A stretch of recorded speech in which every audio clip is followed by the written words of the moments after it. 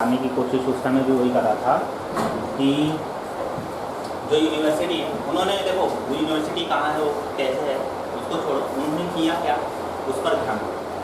ठीक है, metallic hydrogen क्यों बनाने की कोशिश करा? उन्होंने क्या किया था, उन्होंने 2 डायमंड क्रिस्टल लिए थे। ठीक है, तो कुछ डायमंड ऐसे दिख रहे थे और इनके ऊपर टाइटेनियम की मेटल प्लेट रखी हुई। ठीक है, और नीचे सेम टू सेम इधर एक सिंपल स्लिट आती है पतली सी, पतले थिन मेटल की, उसके अंदर नॉच होती है। नॉच इन द सेंस उस प्लेट को मैं दिखा रहा हूँ, यहाँ ये प्लेट है, प्लेट के अंदर बीचों बीच में एक होल होता है। ठीक है, और आजू बाजू ग्रू होता है। ग्रू मतलब पतला थिन मेटल होता है पर उसके साथ कुछ डेप्थ होती है। ठीक है, और ये जो खड्डा है इससे 8-5 चीज़ें जा सकती हैं। इस मेटल प्लेट को यहाँ रखा जाता है। नीचे भी सिमिलर टाइप का डायमंड मिलेगा तुमको। ठीक है, ये डायमंड काफ़ी अच्छे खासे बड़े होते हैं। ठीक है, अगर इसको चुरा के बेच दिया तो बहुत सारा पैसा। ठीक है, तो इसके अंदर इस पूरे सिस्टम को एक मेटालिक कंप्रेसर के नीचे रखा जाता है। जैसे हाइड्रोलिक प्रेस बोल लो, हाइड्रोलिक प्रेस के नीचे रखा जाता है। इनके ऊपर प्रेशर लगाया जाता है एक्सटर्नली। इसको स्टैटिक प्रेशर होता है, डायनामिक नहीं होता। ये पूरा सिस्टम स्टैटिक होता है, मतलब इसमें कोई भी ऐसा चीज़ नहीं होता जो डायनामिक। 2 तरीके से कोई भी हम लोग जब हायर फिजिक्स करते हैं, हायर प्रेशर फिजिक्स करते हैं, तो उसके अंदर 2 तरीके से हम लोग काम कर सकते हैं। या तो हम लोग डायनामिक सिस्टम इस्तेमाल कर सकते हैं। डायनामिक के अंदर क्या हो जाएगा, हर चीज़ें हिलती रहेगी या घूमती रहेगी। या फ्लूइड्स हम लोग प्रेशर बनाने की कोशिश करेंगे। जैसे हाइड्रोलिक क्रिस्टल में होता है, क्या होता है, उसमें फ्लूइड होता है, और वो डायनामिक सिस्टम तरीके से हम लोग का प्रेशर जनरेट करता है। ये क्या है, डेड लोड। डेड मतलब इसके अंदर कुछ ऐसा हिलने वाला चीज़ है। कंप्रेस किया, तुम लोगों को पता है डायमंड की हार्डनेस सबसे हाईएस्ट है।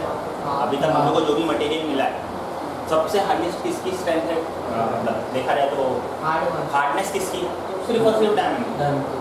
अब इस ये जो पॉइंट है ना, ये वाला, इस एरिया के अंदर हम लोग रखते हैं, जिसको हम लोग को हाई प्रेशर में देखना है। समझ लो, मेरे को ऐसे ही देखना है। ठीक है, कि आयरन हाई प्रेशर में किस तरीके से काम करता है, आयरन हाई प्रेशर में किस तरीके से काम करता है। तो मैं आयरन के बारी बारी पार्टिकल लूँगा, इसके अंदर डालूंगा। इसके अंदर की खास बात क्या है, सिर्फ और सिर्फ मुश्किल से मैक्सिमम सी कैपेसिटी कितना सब्सटेंस लेने की, तो 5 ग्राम, सिर्फ और सिर्फ 5 ग्राम लेता है सब्सटेंस, 5 ग्राम सब्सटेंस ही लेगा और उसको हाई प्रेशर पे तुमको दिखाएगा। तुम देखोगे कैसे, अभी देखो ये तो यहाँ प्लेट लगा हुआ है, ये लगा हुआ है, तो इसको जब प्रेशर में रखते हैं ना, तो जो नीचे का सिस्टम है, क्योंकि जो अपना डायमंड है वो 100% क्लियर होता है, हाँ क्रिस्टल क्लियर होता है, उसमें से देख सकते हैं कि हम लोग क्या हो रहा है प्रेशर। तो यहाँ से हम लोग उसको ऑब्जर्व कर सकते हैं, यहाँ और यहाँ 2 जगह से हम लोग उसको ऑब्जर्व कर सकते हैं, दोनों जगह से। ठीक है, उसके अलावा कुछ हैंड यहाँ भी होते हैं, यहाँ से ये पूरा सिस्टम जो होता है मेटालिक ट्यूब के अंदर कंप्रेस्ड होता है, बंद होता है, इंटैक्ट होता है। तो यहाँ से भी ऑब्जर्व कर सकते हैं, 2 होल बना के रखते हैं कि अगर कल को वो फट जाए, क्योंकि बहुत हाई प्रेशर है। लगभग ये लोग इनकी जो स्ट्रेंथ है लेके जाने की, वो मेरे हिसाब से लगभग 100 mg तक है। ठीक है, मेगा पास्कल नहीं, गीगा पास्कल तक लेके जा सकते हैं। 100 गीगा पास्कल मतलब बहुत ज़्यादा, मेगा पास्कल से भी आगे। ठीक है, तो इतना गीगा पास्कल अगर इसको इतने प्रेशर पे जा रहा है, तो इतना प्रेशर तो सब ये भी नहीं, जितने प्रेशर पे हम लोग चीज़ों को लेकर जाए। तो टेंशन होता है कभी भी, अगर एक्सप्लोड हो गया, कुछ एक्सप्लोजन हुआ, या अगर उसमें से कुछ एक फ्लैंक भी निकला टूट के, तो वो बहुत ज़्यादा स्पीड से निकलेगा। तो उसको इस पूरे सिस्टम को हम लोग कंसील कर देते हैं मेटेलिक सिलेंडर के अंदर, सेफ्टी इशू। तो उन्होंने क्या किया यूनिवर्सिटी वालों ने, इधर क्या डाला, हाइड्रोजन डाला। अब हाइड्रोजन को उन्होंने कंप्रेस किया। पहले लगभग ये बात आई थी 90s के अंदर, 90s 80s के अंदर ये बात आई थी कि भाई हम लोग मेटालिक हाइड्रोजन क्यों नहीं बनाते। क्यों मेटालिक हाइड्रोजन, देखो मेटालिक हाइड्रोजन दिखेगा तो उसका क्रिस्टल कैसा दिखेगा, उसके अंदर प्रोटॉन होंगे बीच में। ठीक है, क्रिस्टल अरेंजमेंट होगा, प्रोटॉन मतलब सेम दूरी पर होंगे, है ना, और इलेक्ट्रॉन जो है फ्रीली मूव करेगा। मेटल मतलब क्या होता है, मेटल के अंदर प्रोटॉन होते हैं और इलेक्ट्रॉन आजू बाजू ऐसे रिवॉल्व कर रहे होते हैं, उनकी मर्जी होती है, ठीक है। कहीं भी घूमो, हाँ कहीं भी मिलेगा। तभी तो हम लोग को क्या होता है, हम लोग थोड़ा सा भी पोटेंशियल नहीं लगाते, जब हम लोग ने फिजिक्स में पढ़ा, थोड़ा सा भी इलेक्ट्रिक पोटेंशियल लगाते इलेक्ट्रॉन फ्लो होना चालू हो जाता है, इसमें मेटल्स। अब यही चीज़ अगर हाइड्रोजन के साथ हो, बाकी सब मेटल्स की प्रॉब्लम क्या है, उन सब के अंदर ना बहुत सारे इलेक्ट्रॉन होते हैं, कुछ इलेक्ट्रॉन होते हैं जो नहीं मूव करते, कुछ इलेक्ट्रॉन जो होते हैं अंदर मूव नहीं करते, वो सिर्फ और सिर्फ प्रोटॉन के सर्कुलर ऑर्बिट में रिवॉल्व करते हैं, ठीक है, वो लोग मूव नहीं करते। क्यों? हर इलेक्ट्रॉन फ्री नहीं होता ना मूव करने के। हाइड्रोजन में क्या होगा, हाइड्रोजन अलग केस हो जाए, हाइड्रोजन के अंदर एक ही इलेक्ट्रॉन है और वो मूव भी करेगा, समझ रहे हो? नहीं तो क्या हो जाता है, हर एक मेटल की कंडक्टिंग प्रॉपर्टी जो है, मतलब करंट कितना पास करेगा वो फिक्स है, उससे ज़्यादा करंट को एक्सीड ही नहीं कर पाएगा। क्यों नहीं कर पाएगा? इलेक्ट्रॉन जो है वो कोलाइड होने लगेंगे इस ऑर्बिट वाले से, इस ऑर्बिट वाले इलेक्ट्रॉन से कोलाइड होने लगेंगे, तो कोलिजन की वजह से ओवरऑल जो करंट है कम हो जाएगा। हाँ, मेटालिक हाइड्रोजन हम लोग इतना करोड़ों रुपए का तो समझ लो एक हीरा होगा, करोड़ों अरबों डॉलर का एक हीरा होगा, दूसरा हीरा भी उतना ही कॉस्ट। अब इतना पैसा खर्चा करके वो भी 1 ग्राम मेटालिक, मतलब 5 ग्राम मेटालिक हाइड्रोजन मतलब बनाने का हमको क्या फायदा? हम लोग इससे बनाना चाहते हैं सुपर कंडक्टर। क्या बनाना चाहते हैं हम लोग? सुपर, ठीक है। ऐसा मटेरियल जिसको विदाउट जीरो रेजिस्टेंस में करंट पास करे, कोई रेजिस्टेंस हो ही ना। तो ये पूरी स्टोरी जो है एक यूट्यूब पे वीडियो इंग्लिश में, अगर आपको समझे पर उसमें थोड़ा सर ये हुआ है अभी भी, कोशिश किए हैं। प्रॉब्लम ये थी जो इन्होंने एक्सपेरिमेंट किया ना, ये वाला इनका ना एक्सपेरिमेंट में ना फर्स्ट टाइम इन लोगों ने देखा कि हाँ लगभग 400 के अराउंड हो गया, 496 या 95 था कुछ, तो मेगा पास्कल के अंदर हम लोग का ये काम हुआ कि वो हम लोग को मेटालिक जैसा बिहेव करने लगा हाइड्रोजन। फिर इन लोग में क्या हुआ, इन लोग चेक कैसे करते थे, इसके अंदर लाइट भेजते थे और लाइट भेजने के बाद उनके बीच का जो गैप था, बैंड गैप, वो चेक करते थे, ठीक है। वो एक्सरे नहीं तो गामा रे भेजते थे और रिफ्लेक्ट बैक होने के बाद उसकी स्कैटरिंग के हिसाब से लोगों को पता चल जाता उनका बैंड गैप कितना है। ये बात नहीं समझेगी मेरी वाली, छोड़ दो इसको क्योंकि तुम लोगों नहीं समझेगा बैंड गैप क्या आता है और सब क्या आता है। पर उन्होंने समझ लो इस पर लाइट मारा और देखा, तो एक बार लाइट मारा लोगों को पता चल गया कि हाँ ये मेटालिक हाइड्रोजन हो गया। दूसरी बार भी लाइट मारा, देखा, ठीक है। फिर ना ये लोग क्या कर रहे थे, वही चीज़ को लोग पेरिस में भेजना चाहते, इस पूरे सिस्टम को लोगों ने सोचा कि हम पेरिस में एक्सपोर्ट कर देते हैं, वहाँ के साइंटिस्ट लोग भी मान जाएंगे कि यार हमने मेटालिक हाइड्रोजन बना लिया। इन्होंने भेजते देने से पहले एक टाइम बोला कि एक लास्ट बार चेक कर ले, लास्ट बार चेक कर लिए ना, सिस्टम लास्ट हो गया सिस्टम लास्ट हो गया, तो अब प्रूफ नहीं है।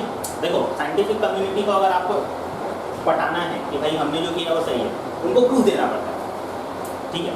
अब सिस्टम लास्ट हो गया, हीरे गए, हीरे टूट गए, हीरे टेढ़े मेढ़े हो गए, शैटर हो गए, ऐसे अब अगली बार वो एक्सपेरिमेंट तो कर नहीं सकते। ऐसा नहीं कि उठाया पोछा झाड़ा पोछा वापस से चालू कर दिया एक्सपेरिमेंट, ऐसा तो है नहीं। क्यों? इसमें क्या होता है, हीरे का ना ऐसा ग्लू होता है, एक हीरे में ऐसा मेल पॉइंट रहेगा, ठीक है, ये एक्चुअली फीमेल पॉइंट में, और दूसरे same to same male point है, ठीक है। मतलब वहाँ से तो प्रेशर पड़ेगा ही ना, ऊपर से नीचे तो से इसमें जो सब्सटेंस डालते हैं वो यहाँ डालते हैं और इन दोनों को दबा देते हैं, तो ये इसके अंदर गल्प हो जाता है, ठीक है, फिट हो जाता है, स्नग फिट हो जाता है, और यहाँ प्रेशर बहुत बढ़ जाता है, इधर का प्रेशर बहुत मैक्सिमम है, ठीक है। तो अब ये शैटर हो गया, टूट गया, तो वो लोग कैसे कर पाएंगे? दूसरे वालों ने बोला कि अच्छा ठीक है तुमने बनाया होगा, तो उनके पास ऑडियो फुटेज थी, जो भी उन्होंने डिटेक्शन किया उसके डेटाज अवेलेबल थे मशीन में, तो उन्होंने दिखाया कि भाई देखो ये फुटेज है, ये ऐसा ऐसा हुआ, ऐसा ऐसा हुआ। यहाँ तक कि एक्सप्लोजन का तक फुटेज था, पर हाई वेलोसिटी मतलब हाई स्पीड कैमरा से उन्होंने रिकॉर्ड नहीं किया था, तो सामने कैमरा से रिकॉर्ड किया, पर फिर भी उनका कुछ हद तक साइंटिफिक कम्युनिटी ने मान लिया कि हाँ चलो तुमने बनाया है, पर फिर भी उसके ऊपर एक्सपेरिमेंट चल रहा है। अभी हाल ही में मैंने देखा था, ये 2020 की बात है 2020 की जनवरी की बात है, तो उन्होंने बताया था कि भाई उन्होंने जो एक्सपेरिमेंट किया ना ये वाला, ये गलत है, और उन्होंने जो दूसरी टीम मिली उन्होंने किया, तो उनको लगभग अराउंड 395 या 4 के आसपास उनको मेटालिक हाइड्रोजन मिला। करेक्ट। ठीक है, गीगा पास्कल से 5 घंटे। हाँ, तो इतना डिफरेंस कैसे आ सकता है दोनों में? 100 और 1। तो अभी इसके ऊपर रिसर्च चालू है। अब शायद तुम लोग बड़े हो जाओ, तुम लोग पर ये समझा मेटालिक हाइड्रोजन। हाँ, ये वैसे मेटालिक हाइड्रोजन ही ज़्यादा इंपॉर्टेंट है, बाकी सब तो मना करते हैं। और सर इधर भी एक छोटा सा डाउट था, दूसरे देखना पड़ा उसको। बोलो। हाइड्रोजन प्लस आयन है, फिर प्लस H2O है, तो उसको मिला के H3O आयन बनाया है। हाइड्रोजन में प्लस, इधर भाई पेज नंबर पेज नंबर 110 हाँ, क्या बनाया हम लोग ने बताओ? सर बीच में H है, आयन है, H प्लस आयन है प्लस H2O है, इक्वल उसको टू मिला के उसको बनाया H3O है। H3O ion plus ion. हाँ, अच्छा, ये ना H प्लस आयन है हमारे पास पॉजिटिव, हाँ, उसके अंदर क्या मिला है? H2O मिला दिया, तो हाँ। रिजल्टन हम लोगों को क्या मिला? H3O plus ion. Plus ion. Sir black marker था। ठीक है, तो ये जो चीज़ है इसमें वो क्या है? देखो, जनरली ऑक्सीजन कितने उसके पास बॉन्ड होते हैं? ऑक्सीजन के पास बॉन्ड होते हैं 2, ठीक है, वो 2 हाइड्रोजन के साथ बॉन्ड बना लेता है, ठीक है, और स्टेबल होता है। अब क्या है, ये जो प्रोटॉन है, ये क्या है? प्रोटॉन है सर। इसके पास इलेक्ट्रॉन है क्या? नहीं। ये एटम है क्या? नहीं, ये सिर्फ और सिर्फ क्या है? हाइड्रोजन है, प्रोटॉन है। अब क्या होगा, ये जो है इधर देखो, इधर लोन पेयर होता है, इसके पास 2 लोन पेयर होता है। मैंने देखो तुम लोगों को बताया था, हाँ सर, है ना? इसके पास 2 लोन पेयर ऑफ इलेक्ट्रॉन होते हैं, तभी ये बेंड शेप हो जाता है, हम लोग ने पढ़ा था, है ना? तो अब ये जो 2 लोन पेयर ऑफ इलेक्ट्रॉन है, आगे हम लोग पढ़ने वाले हैं, 12th में आओगे तो हम लोग पढ़ेंगे कोऑर्डिनेट कंपाउंड। कोऑर्डिनेट कंपाउंड क्या होता है? उसमें ना एक ही एटम शेयरिंग के दोनों इलेक्ट्रॉन देता है। कोवेलेंट बॉन्ड में जनरली हम लोग को क्या पता था कि एक इलेक्ट्रॉन एक एटम देगा, दूसरा इलेक्ट्रॉन दूसरा एटम देगा, और उससे क्या बन जाएगा? एक बॉन्ड बन जाएगा, है ना? हमने कुछ ऐसे ही देखा था, ऐसे हम लोग एटम ड्रॉ करते थे, यहाँ हम लोग का एटम बन जाता था, ये इलेक्ट्रॉन शेयरिंग हो गया, बन जाता था। एक इलेक्ट्रॉन इसका होता था, एक इलेक्ट्रॉन इसका होता था, इस एटम का होता था, है ना? इससे क्या होता था? कोवेलेंट बॉन्ड बनता था। इसमें क्या होगा, अब ये प्रोटॉन आया ना, प्रोटॉन जाके इसे अटैच होगा इस लोन पेयर से, तो लोन पेयर का एक इलेक्ट्रॉन एज एक्ट करेगा कि वो हाइड्रोजन का इलेक्ट्रॉन, और दूसरा इलेक्ट्रॉन एक्ट करेगा एज ऑक्सीजन का इलेक्ट्रॉन। ऑल्दो दोनों की दोनों इलेक्ट्रॉन किसके हैं? ऑक्सीजन के ही है। ठीक है, तो ये एक बॉन्ड बन जाएगा, और क्योंकि अब इसका पास एक इलेक्ट्रॉन, इसके आउटरमोस्ट ऑर्बिट के अंदर एक इलेक्ट्रॉन कम हो गया, 8 नहीं है, तो इसके ऊपर इसकी वजह से पॉजिटिव चार्ज डेवलप। समझा? बोर्ड पे समझाने में अच्छा लगता हूँ। बट सर हाइड्रोजन जो है कि उसमें वो अपना इलेक्ट्रॉन कैसे उसको बता सकता है? हाँ, आपने जैसे बोला कि वो अपना हाइड्रोजन उसको बना रहा है, इसका आंसर मैं देखो 12 में दूंगा, जब मैं कोऑर्डिनेट पढ़ाऊंगा, अभी नहीं दूंगा। अब 12 तक इंतजार करो। हाँ, कुछ देखो इंतजार करना, सीक्रेट्स। क्योंकि अभी पढ़ाई कुछ मतलब नहीं है, तुमको कोऑर्डिनेट समझेगा नहीं। वो काम में सर क्या वो होता है? जल्दी मेरा बोलो के साथ में बता। रहेगा, समझेगा काम। अच्छा, आगे लेके चलो। आप लोगों को बताया नहीं, तो तुम लोग कैसे बता दो? चलो, और किसी को कुछ डाउट? आगे पढ़ने दो। अरे अभी तक मतलब एक पेज पढ़ के नहीं हुआ है, मैं लगभग जो 20 मिनट हो गया, बताओ। सर आप बता रहे थे, वो आपने देख लिया ना। सर अच्छा मिनट आपका 5 मिनट में होगी। आपने अच्छा, ठीक है, स्टार्ट किया था। पढ़ो पढ़ो। सर हाँ, स्टार्ट किसी को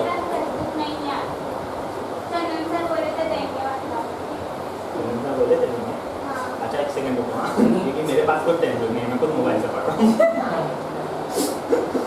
चंदन सर ने मुझे ही बोला था, चंदन सर देखता हूँ मेरे पास अगर होगा टेक्स्ट बुक तो मैं देता हूँ, पर पढ़ो जब तक अरे सर रुक का नहीं जल्दी आइए। अरे जल्दी करा।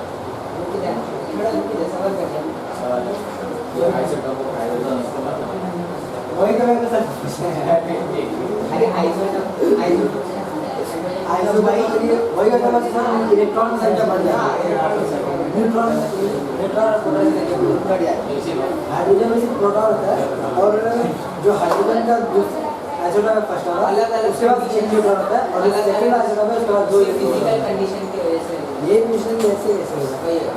ये इलेक्ट्रॉन का क्या मैंने पढ़ा नहीं है वो समझ में नहीं आया मैंने वो कांग्रेस वाला पढ़ा ठंडे ठंडे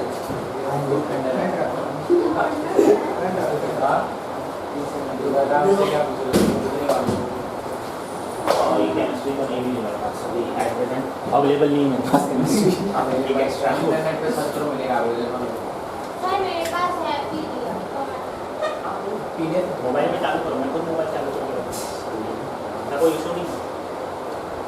देखो अगर आप सिस्टम का अगर सही उपयोग करते हो ना तो कोई भी आपको रोकेगा, पर अगर आप सिस्टम का गलत इस्तेमाल करते हो तो रोको। ठीक है, पढ़ो। सर आप ये आइसोटोप वाला बता दो एक बार अच्छे से। Isotope, yes isotope of hydrogen ठीक है। अब जनरली इसमें 3 टाइप के हमारे पास होते हैं। अब 3 टाइप के तो नहीं बोलूँगा, सिर्फ 2 टाइप के होते हैं। क्यों एक तो खुद हाइड्रोजन है, एक ड्यूटेरियम ठीक है। इसके अंदर सिंपल सा एक इलेक्ट्रॉन है, हमारा सिस्टम सिंपल सा है, प्रोटॉन और एक इलेक्ट्रॉन, ये हमारा हाइड्रोजन है, ठीक है। ये सिंपली देखा जाए तो बहुत ज़्यादा परसेंटेज में एग्जिस्ट करता है, ये रेडियो एक्टिव भी नहीं है, नॉर्मल है। सबसे ज़्यादा अगर यूनिवर्स में कोई सब्सटेंस है, पूरे यूनिवर्स की बात कर रहा हूँ मैं इस समय, यूनिवर्स में अगर सबसे ज़्यादा कुछ चीज़ है तो वो यही है बस, और कुछ नहीं। बाकी जितने भी तुम लोग कॉम्प्लेक्स सब्सटेंस देखते हो, carbon, oxygen, chlorine, periodic table के 118 एलिमेंट बहुत कम है, बहुत बहुत कम, हाँ ठीक है। सबसे ज़्यादा 90%, लगभग 98 to 99% के लगभग अराउंड यही, वो 3 या 2% जो है हमारे बाकी सब सब्सटेंस आ रहे हैं, उसमें से कैल्शियम ये सब जो भी हमारी पूरी बॉडी, हमारी अर्थ जो बनी है वो उन मात्र 3 या 4% सब्सटेंस से बनी है, या इवन तो तुम्हारी बॉडी में, ठीक है। पानी का भी एक अच्छा खासा कंपोनेंट ये होता है। और एक और खास बात तुम लोग को साइड बताता हूँ, ये जो हाइड्रोजन है, ये वाला हाइड्रोजन, ये यूनिवर्स के जब स्टार्ट हुआ था तब से बना था।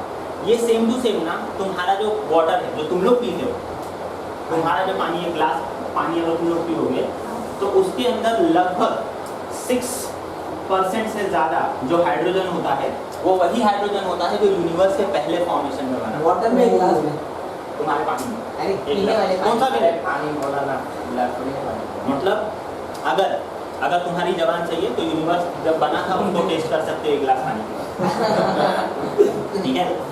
सर आपको पता कौन सा यूनिट बना तब का है, कौन सा आपका है? अरे वो छोड़, आगे दूसरा ये हो गया, ये नॉर्मल हाइड्रोजन था। अब एक हाइड्रोजन के अंदर, प्रोटॉन के अंदर सिर्फ और सिर्फ एक न्यूट्रॉन ऐड हो जाता है, ठीक है। अब देखा जाए दोनों का मास सेम होता है, ठीक है, बस ये बेचारा चार्ज नहीं होता, इसको चार्ज होता है।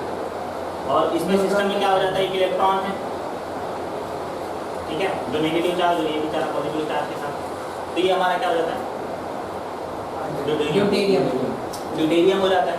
इसको हम लोग ड्यूटेरियम जो है, ड्यूटेरियम से बने हुए वाटर को अगर हम लोग ऐसा हाइड्रोजन इस्तेमाल करें जिसमें ड्यूटेरियम है तो हम लोग उसको हैवी वाटर बोलते हैं। क्या बोलते हैं? हैवी वाटर, ठीक है। हैवी वाटर क्यों बोलते हैं? मतलब जनरली इसके अंदर एक एक्स्ट्रा वजन ज़्यादा है तो इसको लोग हैवी वाटर बोलते हैं। अब ये जो हैवी वाटर है हम लोग न्यूक्लियर रेडिएटर जो होते हैं उनको ठंडा करने के लिए इस्तेमाल करते हैं। तो इसकी खास बात क्या है, ये हैवी होता है पर ये रेडियो एक्टिव नहीं होता। ये हैवी होता है पर ये रेडियो एक्टिव नहीं होता। और ऐसा नहीं है कि सिर्फ हम लोग इसको आर्टिफिशियली सिंथेसाइज करते हैं, नहीं, ऐसा नहीं है। ये नेचुरल फॉर्म में भी ऑकर करता है, क्योंकि मैंने बताया था वो सन की वजह से होता है। सन से बहुत सारे न्यूट्रॉन एब्जॉर्ब हो जाती है, हाइड्रोजन, वो हाइड्रोजन भारी हो जाती है, नीचे आ जाती है, तो ड्यूटेरियम कहलाती है। और जैसे एटमॉस्फेयर में एंटर करेगा तो ऑक्सीजन के साथ कंबाइन कर जाएगा, है ना, ऑक्सीजन के साथ बॉन्ड बन जाएगा, ऐसे ही सेम टू सेम दो प्रोटॉन वाले, ठीक है। तो उसकी वजह से क्या हो जाएगा, ये हैवी वाटर हो जाएगा, ठीक है। जैसे ऑक्सीजन बहुत छोटा है, ऑक्सीजन एक्चुअली इतना छोटा नहीं होता। और ये हो गया, ये रेडियो एक्टिव नहीं होता, नेचुरली कुछ फॉर्म में एग्जिस्ट करता है। हमारे नॉर्मल पानी में भी आपको ये मिल जाएगा ड्यूटेरियम, पर उतना ज़्यादा ह्यूज क्वांटिटी में नहीं मिलेगा, पर मिलेगा, होता कुछ तो मिलेगा, कुछ तो मिलेगा। डिटेक्शन अगर आपका प्रॉपर है तो मिलेगा। तीसरा पार्ट आता है, तीसरा पार्ट है हम लोग का, अगर हम लोग के पास एक प्रोटॉन है, ठीक है, और अगर 2 न्यूट्रॉन उसको अटैच है, ठीक है, 2 न्यूट्रॉन उसको अटैच है, सेम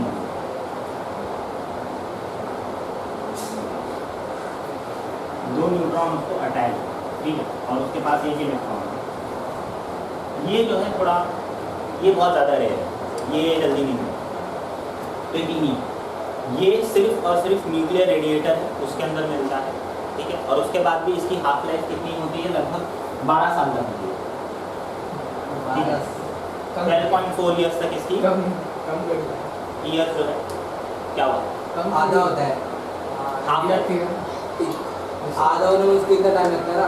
हाँ, आधा होने में मतलब ये क्या करेगा, ये ना बीटा रेडिएशन निकालता है। बीटा रेडिएशन मतलब ये बीटा पार्टिकल एमिट करता है, ठीक है, बीटा पार्टिकल एमिट करके ये अपने आप को स्टेबल करता है, ठीक है। लेकिन सिर्फ यही बीटा पार्टिकल एमिट करता है कि हाइड्रोजन और ड्यूटेरियम भी? ये दोनों नहीं करते, ये दोनों नॉन रेडियो एक्टिव मटेरियल है, सिर्फ और सिर्फ प्लूटोनियम ही रेडियो एक्टिव मटेरियल है और इसमें से ही रेडिएशन मिलता है और देखने को मिलता है। ये जनरली रेडियो एक्टिव मटेरियल क्यों इसको हम लोग बोलते हैं, क्योंकि सिंपल इनके अंदर से कुछ ना कुछ पार्टिकल एमिट होते हैं। बहुत सारे ऐसे सब्सटेंस है जिससे हम लोग ने इसको रेडियो एक्टिव की कैटेगरी में डाल के रखा हुआ है।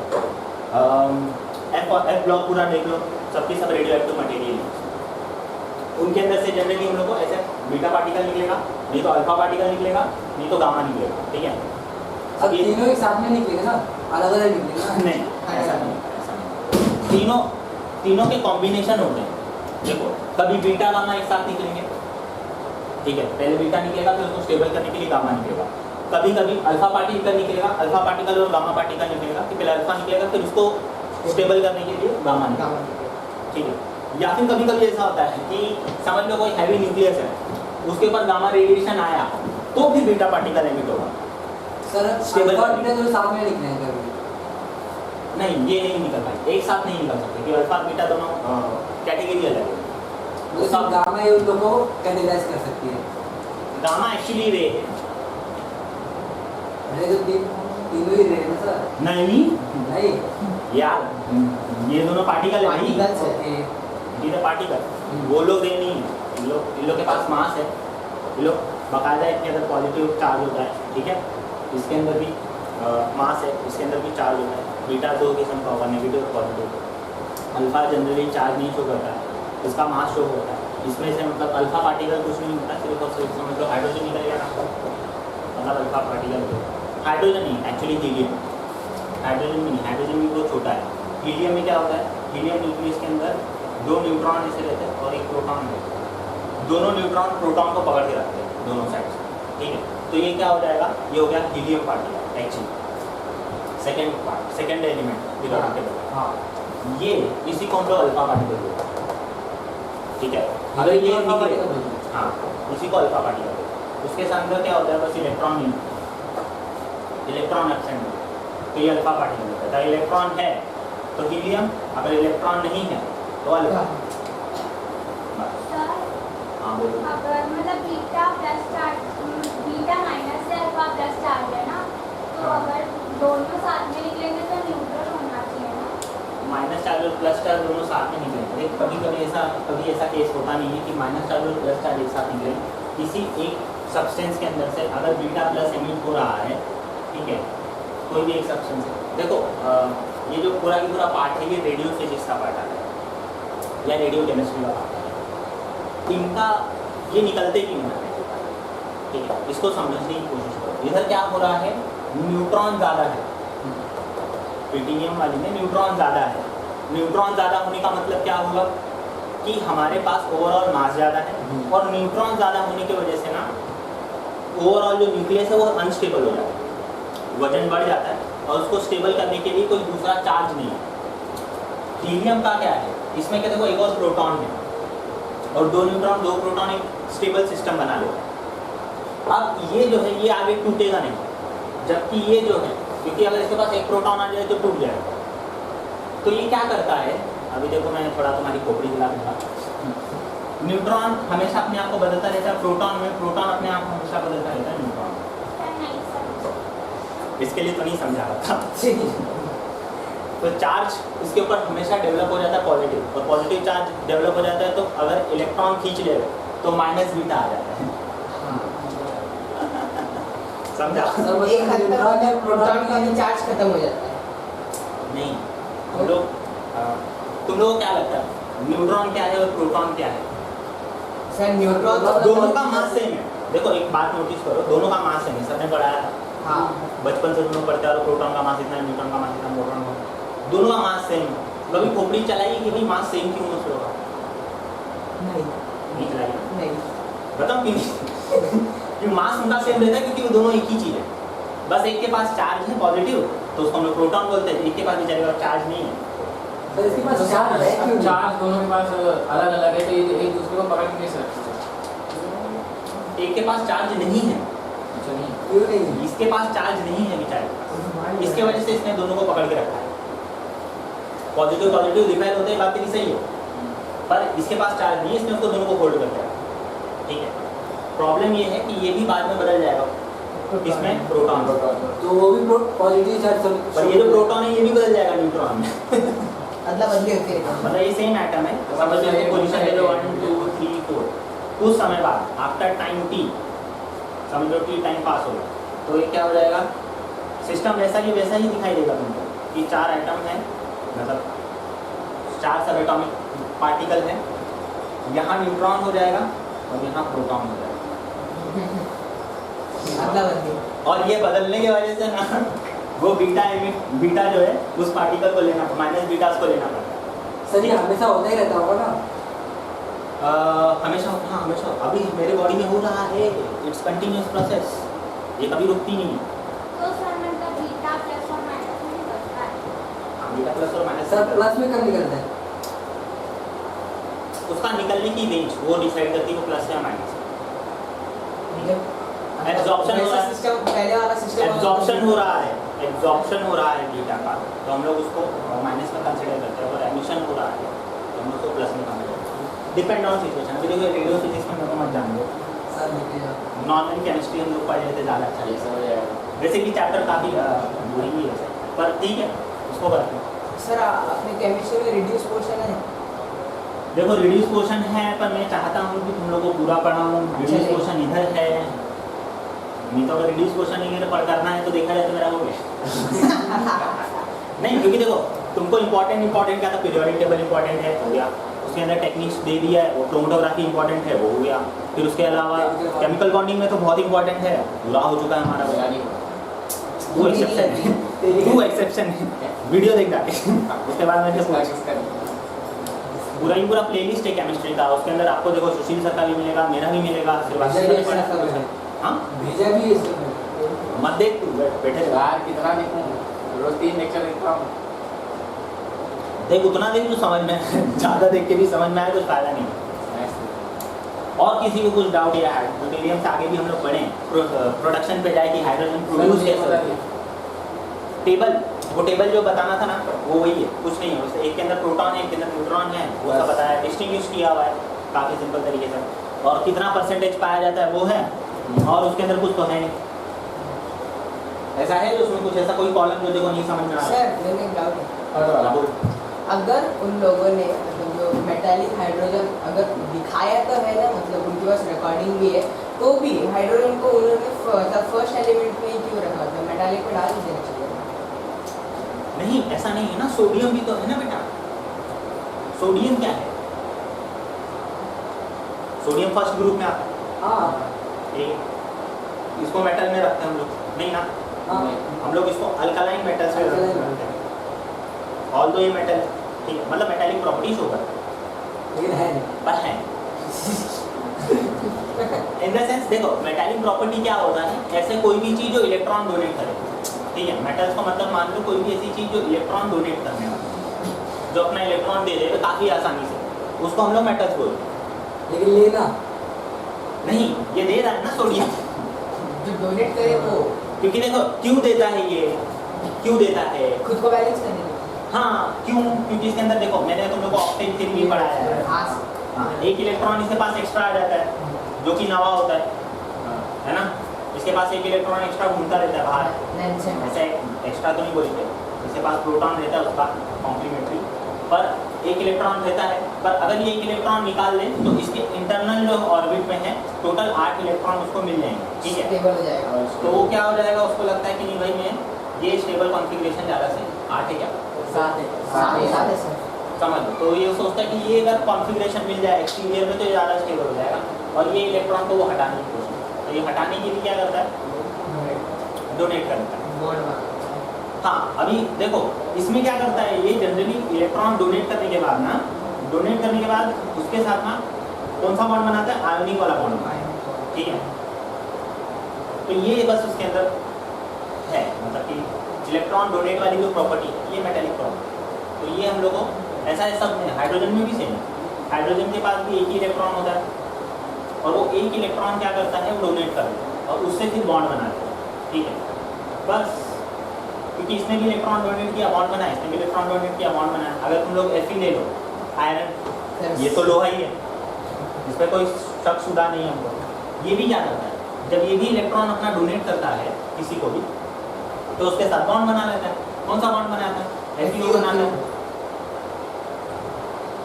Fe2 भी बना सकता है। क्या किया उसने, डोनेट कर दिया, बॉन्ड बना दिया। ऑक्सीजन तो एक्सेप्टर है, उसको तो चाहिए इलेक्ट्रॉन, किसी से भी निकाल लेगा। ये कभी कभी फ्लोरीन से भी बना। चलो तो जो भी मेटल इलेक्ट्रॉन डोनेट करता है तो बॉन्ड बनाता है, और क्योंकि हाइड्रोजन भी ये काम करता है तो भी इसके वजह से भी हम लोगों ने देखा जाए तो देखो नॉन मेटल सिर्फ कहाँ एग्जिस्ट करते हैं, मैं तुम लोगों को बता रहा हूँ। पीरियोडिक टेबल में जो हमारा सबसे मोस्ट राइट साइड होता है ना, मतलब कौन सा, पी ब्लॉक। पी ब्लॉक के अंदर जहाँ हमारे ग्रुप 16, 17 और 18 हो जाते हैं, ठीक है। ये वाले ग्रुप के अंदर जो है हमारे क्या लाया करते हैं, ज़्यादा से ज़्यादा नॉन मेटल्स जो है वो लाया। और देखा जाए तो ऐसा नहीं 16, 15 बोल लो, 14 बोल लो या 13 भी बोल लो, इनके अंदर में अगर एक लाइन मार्क में ऐसे है तो यहाँ सब क्या है, 100% नॉन मेटल। कार्बन हो गया, ऑक्सीजन हो गया, ये कभी मेटल नहीं बन सकते, इनकी प्रॉपर्टी मेटल वाली है ही नहीं, ठीक है। They are pure non metal. तो ये जो है सब्सटेंस समझ लो नॉन मेटल। बाकी यहाँ से लेके वो स्टार्ट कर, कौन सा, ग्रुप 1 तक, वो सब समझ लो मेटल ही है सब। तो मेटल ज़्यादा है, ठीक है। और ठीक है, समझ में आ रहा है ना तुम लोगों को, ऐसा होता है।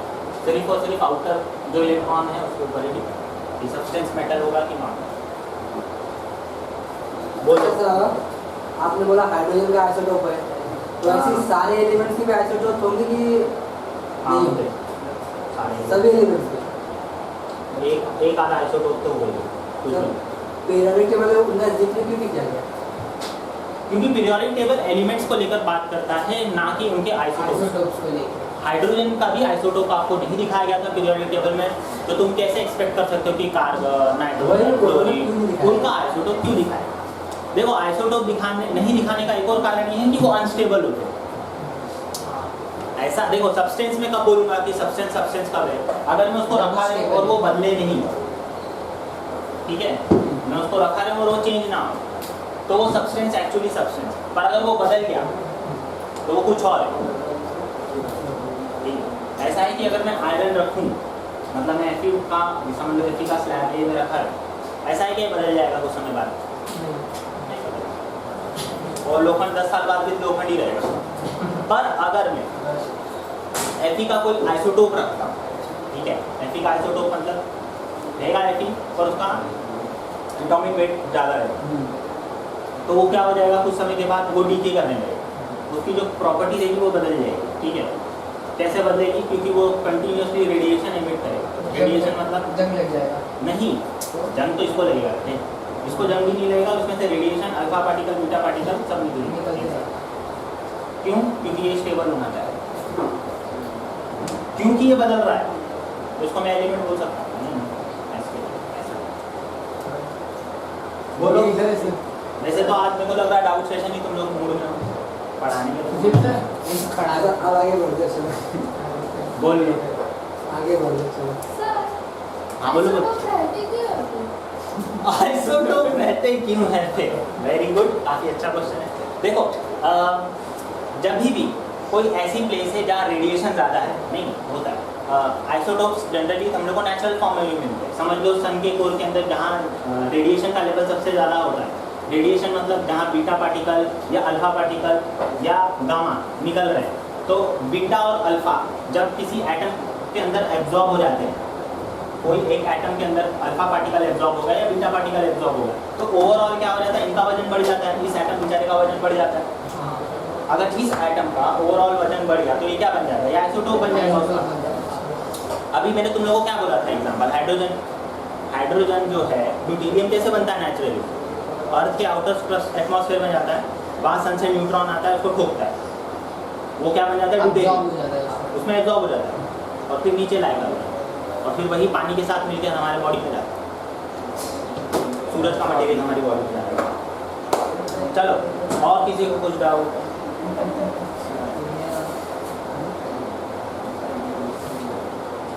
सर आपने बोला था ये पी ग्रुप के जो होते हैं ये अर्थ मेटल होते हैं, तो वो लिक्विड में क्या जैसे ऑक्सीजन हो गया, लिक्विडिफिकेशन कर सकता है कि ऐसा होगा, हो सकता है, हाँ कुछ नहीं हो,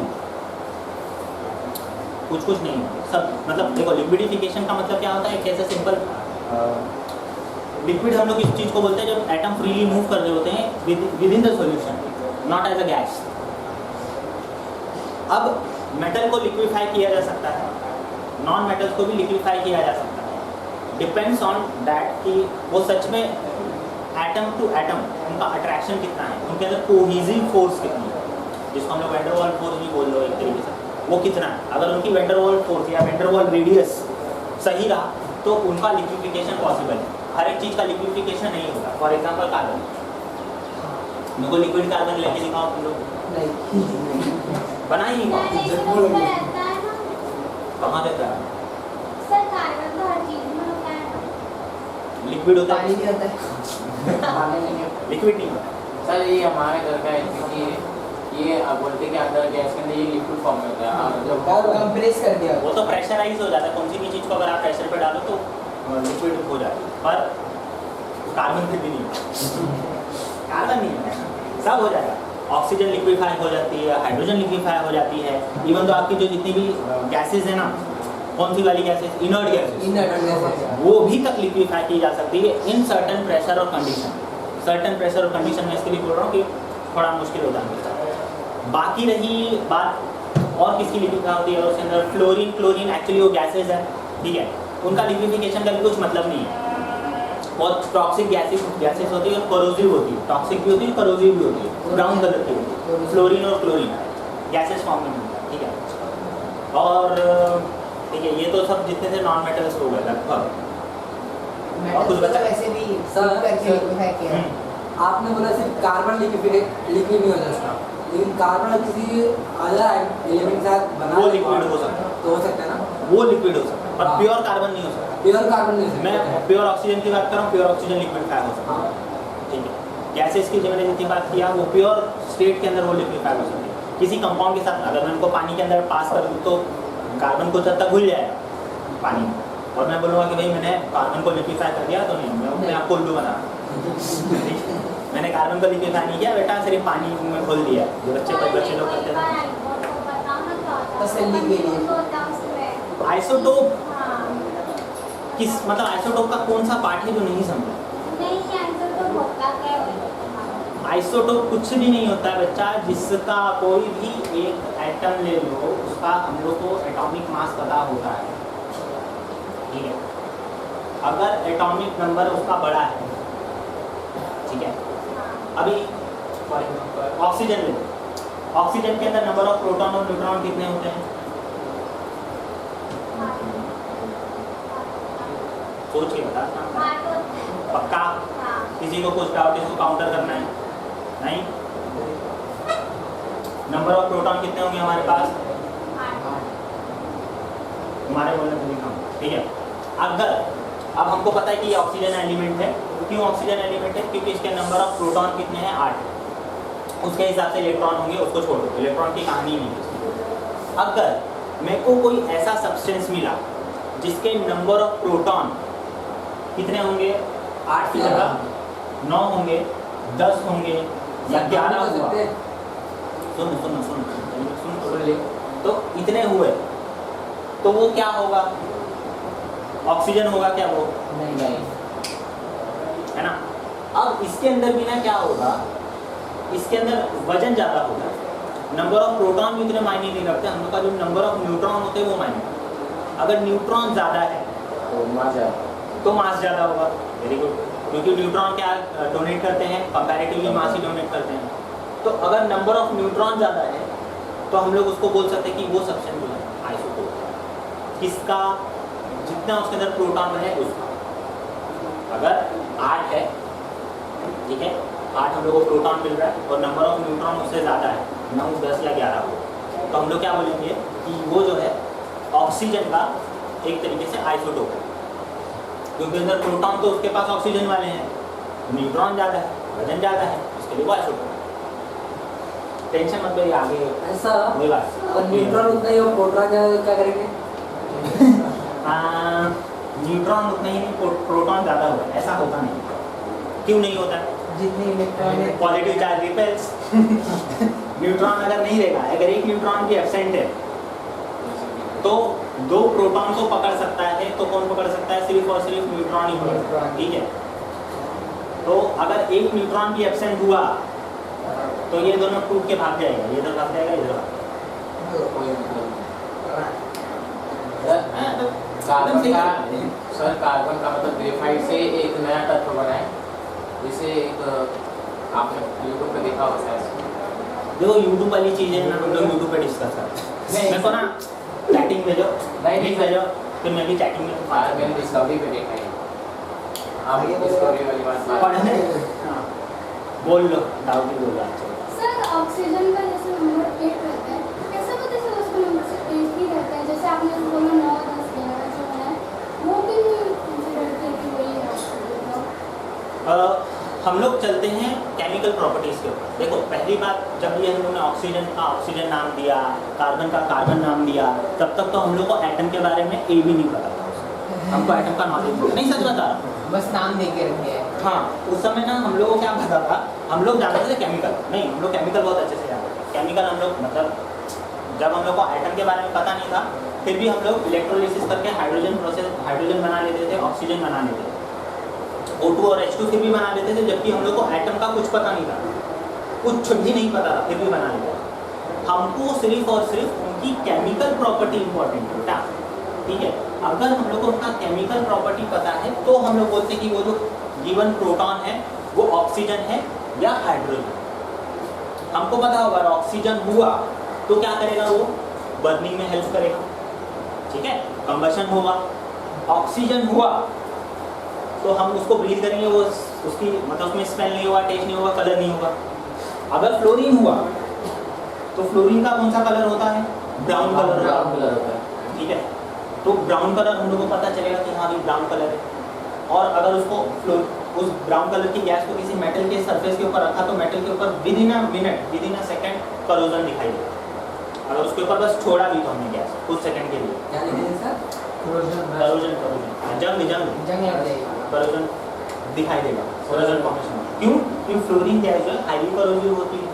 तो हम लोग जो है अभी भी अगर हमको बीकर में दे दिया कुछ चीज़, तो हम लोग सिर्फ और सिर्फ उसकी फिजिकल अपीयरेंस, केमिकल प्रॉपर्टी को देखकर ये बताते हैं कि उसके अंदर कौन सा इन डेप्थ कौन सा मटेरियल है, कौन सा एलिमेंट है, ठीक है। देखा जाए तो अभी भी मेरे को पता नहीं उसके अंदर क्या है पर हम लोग बोलते हैं कि भाई है, हमको जितना पता हम उसके बारे में नहीं। सही बात है, देखो जो फैक्ट है हम लोग सिर्फ और सिर्फ ये अंदाज़ा लगाते हैं कि ये चीज़ हाँ, हम लोग को बीकर में ग्लास में किसी ने 100 ml ऑफ वाटर दे दिया और हम लोग को बोला गया कि भाई इसमें बताओ क्या क्या चीज़ है, तो 100% सब कुछ बताना ना इम्पॉसिबल, 100% सब कुछ बताना इम्पॉसिबल। कुछ हद तक पूरी साइंस लगा लो, पूरी मैथ्स लगा लो, कंप्यूटर साइंस लगा लो, जो दुनिया का बड़े से बड़े वैज्ञानिक को बुलाना है कर लो, पर उस पानी के ग्लास के अंदर क्या सब्सटेंस 100% चीज़ें क्या हैं और कैसी है कोई नहीं बता, ठीक है। हम लोग सिर्फ ये बताएंगे 99% उसके अंदर हाँ इतना परसेंट ऑक्सीजन है, इतना परसेंट हाइड्रोजन है, उसके अलावा कुछ कैल्शियम, मैग्नीशियम, फ्लोरीन मिला हुआ, बस हम लोग बता देंगे। अदर सब्सटेंसेस के लिए हाँ बस ये बोल देंगे। अगर उसके अंदर यूरेनियम हुआ मे बी पॉसिबल, हो भी सकता है, नहीं हो सकता, क्योंकि अगर एक यूरेनियम का आइटम रहा तो यूरेनियम प्रेजेंट पर वो डिटेक्ट होगा क्या? नहीं ऐसा। देखो बहुत सारी चीज़ें होती है, साइंस ऐसे ही चलती है। प्रोटॉन को एक्चुअली हमने बता नहीं सकते कि प्रोटॉन कैसा होता है, हमने उसकी वजन से, ठीक है, और उनकी केमिकल प्रॉपर्टी से अंदाजा लगाया कि ये ऑक्सीजन है, ये फ्लोरीन है, ये क्लोरीन है, उसको इस तरीके से सेग्रीगेट किया, ठीक है, सिर्फ और सिर्फ उनकी केमिकल और फिजिकल प्रॉपर्टी। पूरी केमिस्ट्री में क्या तुम लोग केमिकल्स इतने क्यों, रिएक्शन इतने क्यों पढ़ाया जाता है? क्या जरूरत है एल्कोहल का फिनॉल का रिएक्शन करो, क्या जरूरत है कीटोन का रिएक्शन करो? हाँ, स्टार्च अच्छा खासा पड़ा है, स्टार्च उसको ग्लूकोज में कन्वर्ट करना है, क्यों? सिर्फ और सिर्फ तुमको केमिकल प्रॉपर्टी समझनी है, क्योंकि अगर तुमको केमिकल प्रॉपर्टी समझ गया, ये समझ, और इसमें समझने जैसा एक्चुअली कुछ है नहीं। इसका ना सिर्फ और सिर्फ आउटर मोस्ट जो इलेक्ट्रॉन की कॉन्फ़िगरेशन है वही पूरा ही पूरा उसकी केमिकल और फिजिकल प्रॉपर्टी के लिए रिस्पॉन्सिबल होती है। इसके लिए केमिकल बॉन्डिंग पढ़ा हम लोग, ठीक है, और उसी के लिए अब उसके क्योंकि जैसा number of electron outer most orbit में रहेंगे और जितना उसका वजन है उसी के ऊपर हम लोग अंदाजा लगा लेंगे कि ये सब्सटेंस कौन सा, hydrogen, oxygen, chlorine, neon, sulphur. कुछ को देख के बता देते हैं हम लोग कि हाँ ये सब्सटेंस भी है, इसके अंदर इतने इतने पार्टिकल पड़े। पर फिर भी अगर तुमको इन डेप्थ पढ़ना है और प्रोटॉन के बारे में पता लगाना है तो रेडियो केमिस्ट्री के अंदर हम लोग अलग अलग मतलब एक्सरे, गामा रे उसके ऊपर फेंकते हैं और उनका बैंड गैप और उनके न्यूक्लियस को स्टडी करते हैं। अगर रेडियो एक्टिव रहा तो हम लोग पता चल जाता है कि ये रेडियो एक्टिव है, नहीं रहा तो पता चल जाता है ये स्टेबल नॉन रेडियो एक्टिव है, डिपेंड्स ऑन दैट।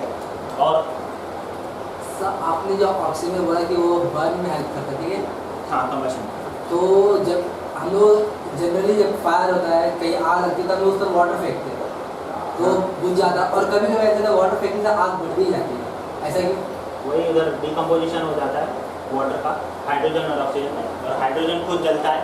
हाइड्रोजन जो है सेल्फ कंबशन है, मतलब वो खुद टूट जाता है। कंबशन मतलब क्या होना, टूटना। प्रोटॉन और इलेक्ट्रॉन जो है बिखर जाना, अलग हो जाना, बिखर जाना, ये जो सिस्टम है इसको टूट जाना, उसका 100% डिस्ट्रक्शन को कंबशन बोलते हैं, इसके 100% डिस्ट्रक्शन को कंबशन बोलते हैं हाइड्रोजन में। तो हाइड्रोजन तो सेल्फ कंबस्टिंग है, मतलब वो टूटता है, और ऑक्सीजन जो है ये काम करने में मदद करता है, टूटने में तोड़ने और उनका दोनों का मिलके हम लोग जो वाटर बनाते हैं वो इनकी आग बुझाते हैं, ये चीज़ को रोकते हैं। तो क्या हो जाता है, बहुत सारे ऐसे अगर मेटेलिक फायर क्या होती है, किसी मेटल के अंदर आग लगी हुई, ठीक है, तो उसके ऊपर पानी कभी नहीं डालना चाहिए, आग बढ़ जाती है। सोडियम, मतलब जो इलेक्ट्रिसिटी की वजह से आग लगी उस पर कभी नहीं डालना चाहिए। इलेक्ट्रिसिटी पर नहीं, इलेक्ट्रिसिटी पे इसके लिए नहीं डालना चाहिए कि बेटा करंट टेबल है, फायर उसका कारण अलग है, it's not a chemistry, it is a physics. क्योंकि पानी डालेगा, इलेक्ट्रिसिटी कंडक्ट करेगा, तो तू डाल रहा फायर में तो है, आप तेरे को लगेगा फायर में तो हम डाल सकते हैं ना, तो नीचे पक जाएगा। अरे ये अरे वायर फायर है ना उसमें, उसमें करंट और करंट जा रहा है ना उसमें, तो तो मेन चीज बंद करके करना, ठीक है, करंट मत करो ना तुम, काहे की फायर फाइटर। मतलब आग लगी तो बुझाएंगे सर, कैसे फिर? एक गैस प्लांट में ऐसा एक ब्लास्ट हुआ था बहुत बड़ा, तो सर उसमें से एक ऐसे रेज निकली थी बहुत सारी ट्रांसफॉर्मर में से मेरे गाँव में। ट्रांसफार्मर से हाँ सर ब्लास्ट हुआ था सर, ये 7 रंग जैसे, मतलब इंद्रधनुष जैसे बहुत सारे रंग निकले थे, तब बिखर गए थे बहुत जगह। उसका क्या टाइम सर, नज़ारे देखते रह गए थे। मैं होता ना तो मैं ऑब्जर्व करता, साइंस लगाता फिर बताता उसमें क्या है।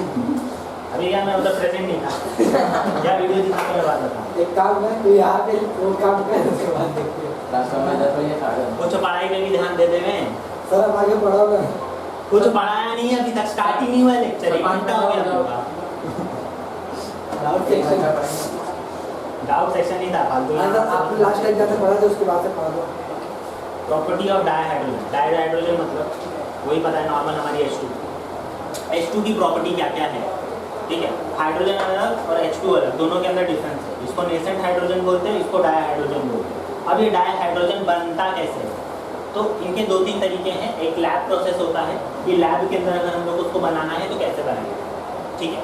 लैब के अंदर बनाना है तो हम लोग क्या कर सकते हैं, हम लोग ले सकते हैं जिंक ले सकते हैं। जिंक को हम लोग में ऐड कर देंगे सोडियम क्लोराइड के अंदर, HCl के अंदर ऐड कर देंगे। HCl के अंदर ऐड कर देंगे, जो जिंक है वो क्लोरीन के साथ चिपक जाएगा और हाइड्रोजन लिबरेट करेगा H2 गैस के साथ, ठीक है।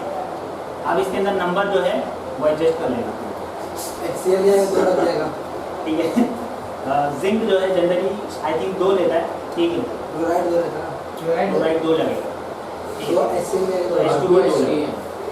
तो शायद केमिकल इक्वेशन है जो बैलेंस हो। तो ये एक तरीका है हाइड्रोजन बनाने का। हम लोग के पास लैब के अंदर ये इसका पाउडर मौजूद होता है, जिंक पाउडर, और HCl भी मौजूद होता है। उन दोनों को बस मिला लेंगे तो हम लोग को हाइड्रोजन गैस लिबरेट होगा। ये हम लोग एक्सपेरिमेंटली यहाँ भी कर सकते हैं। एक क्लोज कंटेनर लेने का, उसके अंदर जिंक का पाउडर डालने का, HCl डाल के उसको बंद करना, तो फिर उसमें से थोड़ी सी गैस पास करने का, उसको बंद करना। वैसे ही खतरनाक एक्सपेरिमेंट। हाइड्रोजन जलेगी, जब हाइड्रोजन कंबस्ट होगी ना तो उसकी ब्लू फ्लेम आती है। I think so blue flame आती है, कन्फर्म नहीं होता, पर उसकी ब्लू फ्लेम दिखाई देती फ्लेम आती है बस। है। तो वो फ्लेम से हमको पता चल जाएगा जो गैस है वो कौन सी है, हाइड्रोजन। ठीक है। ये लैब प्रोसेस है। एक और तरीके से लैब में काम किया जा सकता है। अगर मेरे को सिर्फ और सिर्फ हाइड्रोजन ही चाहिए ना, तो मैं क्या करूँगा, लैब के अंदर एक और होता है, पानी होता है, वाटर, डिस्टिल वाटर होता है। डिस्टिल वाटर की खासियत क्या है, वो ना प्योर वाटर होता है। हाँ सर, ऐसे बैटरियों में यूज किया जाता है वाटर। हाँ, वेरी गुड, ठीक है। तो प्योर वाटर का मैं क्या कर सकता हूँ, इलेक्ट्रोलिसिस कर सकता हूँ। हाँ, हाइड्रोजन अलग, मतलब उसके अंदर क्या कर सकता हूँ, मैं 2 रॉड डाल सकता हूँ। एक्चुअली ये वाला इंडस्ट्रियल प्रोसेस है, इसको छोड़ो। ये अगर मेरे को ज़्यादा भी क्वांटिटी भी करना है ना, तो ये भी मैं कर सकता हूँ। मैं 2 रॉड डालूँ और उसमें से एक तरफ क्या होगा, गया उसको मैं कनेक्ट कर दूँगा, एक पॉजिटिव टर्मिनल, एक नेगेटिव टर्मिनल, ठीक है। इसके अंदर पानी भरा हुआ होगा, इसमें जो बीकर है, ठीक है। ये वायर कहाँ जा रही है, छोड़ो। और यहाँ मेरा नेगेटिव टर्मिनल है, मेरा पॉजिटिव टर्मिनल है। इधर क्या होगा, बबल्स फॉर्म होंगे, ठीक है। इधर बबल्स फॉर्म होंगे और सरफेस में, इधर भी same to same bubbles form होंगे, सरफेस में। तो एक तरफ मुझे ऑक्सीजन मिलेगा O2 और एक तरफ मुझे हाइड्रोजन मिलेगा H2, ठीक है।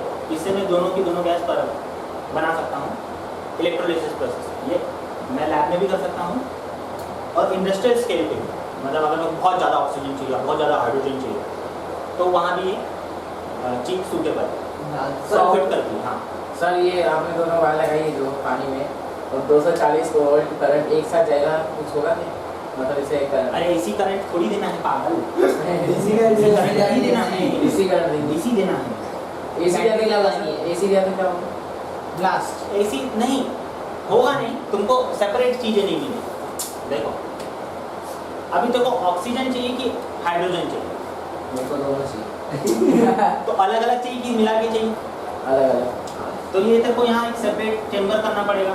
ये परसोलेटेड, मतलब इसमें थोड़े थोड़े होल होंगे, ऐसा तू बनाएगा कुछ ना कुछ चेम्बर, ठीक है। ये वाला जो पार्ट है सोल्यूशन में तेरा सबमर्ज रहेगा। हाँ। अब ऑक्सीजन, जो हाइड्रोजन निकलेगी वो इस तरफ आएगी और जो ऑक्सीजन निकलेगी वो इस तरफ आएगी, ठीक है। एसी करंट में क्या है, एसी करंट होता है बच्चा तुम्हारा साइनसॉइडल। अच्छा हाँ सर, समझ क्या समझा मेरे को बता। सर, इसके अंदर जो विद्युत है वो ऊपर नीचे होती है ना, कम ज़्यादा होती रहती है ना बेटा, उसका इस पे क्या असर पड़ेगा, वो सेपरेट होगा ही नहीं सही से। होगा, पर क्या असर पड़ेगा वो बता। आप ही बता दी सर, इतना मान कर क्या होगा, इसका कुछ समय के यहाँ नेगेटिव हटकर यहाँ पॉजिटिव आ जाएगा और यहाँ पॉजिटिव हटकर यहाँ नेगेटिव आ जाएगा। जब इसकी एक साइकिल कंप्लीट होगी, तो जब साइकिल चेंज हो, यहाँ साइकिल चेंज हो रहा है, तो नेगेटिव और पॉजिटिव फ्लिप होगा। अब यहाँ क्या हो जाएगा, यहाँ ऑक्सीजन प्रोड्यूस होने की जगह हाइड्रोजन प्रोड्यूस होने लगेगा और यहाँ हाइड्रोजन प्रोड्यूस होने की जगह ऑक्सीजन प्रोड्यूस होगा। अब तूने जो बोला था कि देखो अलग अलग चाहिए, क्या इसके साथ पॉसिबल है?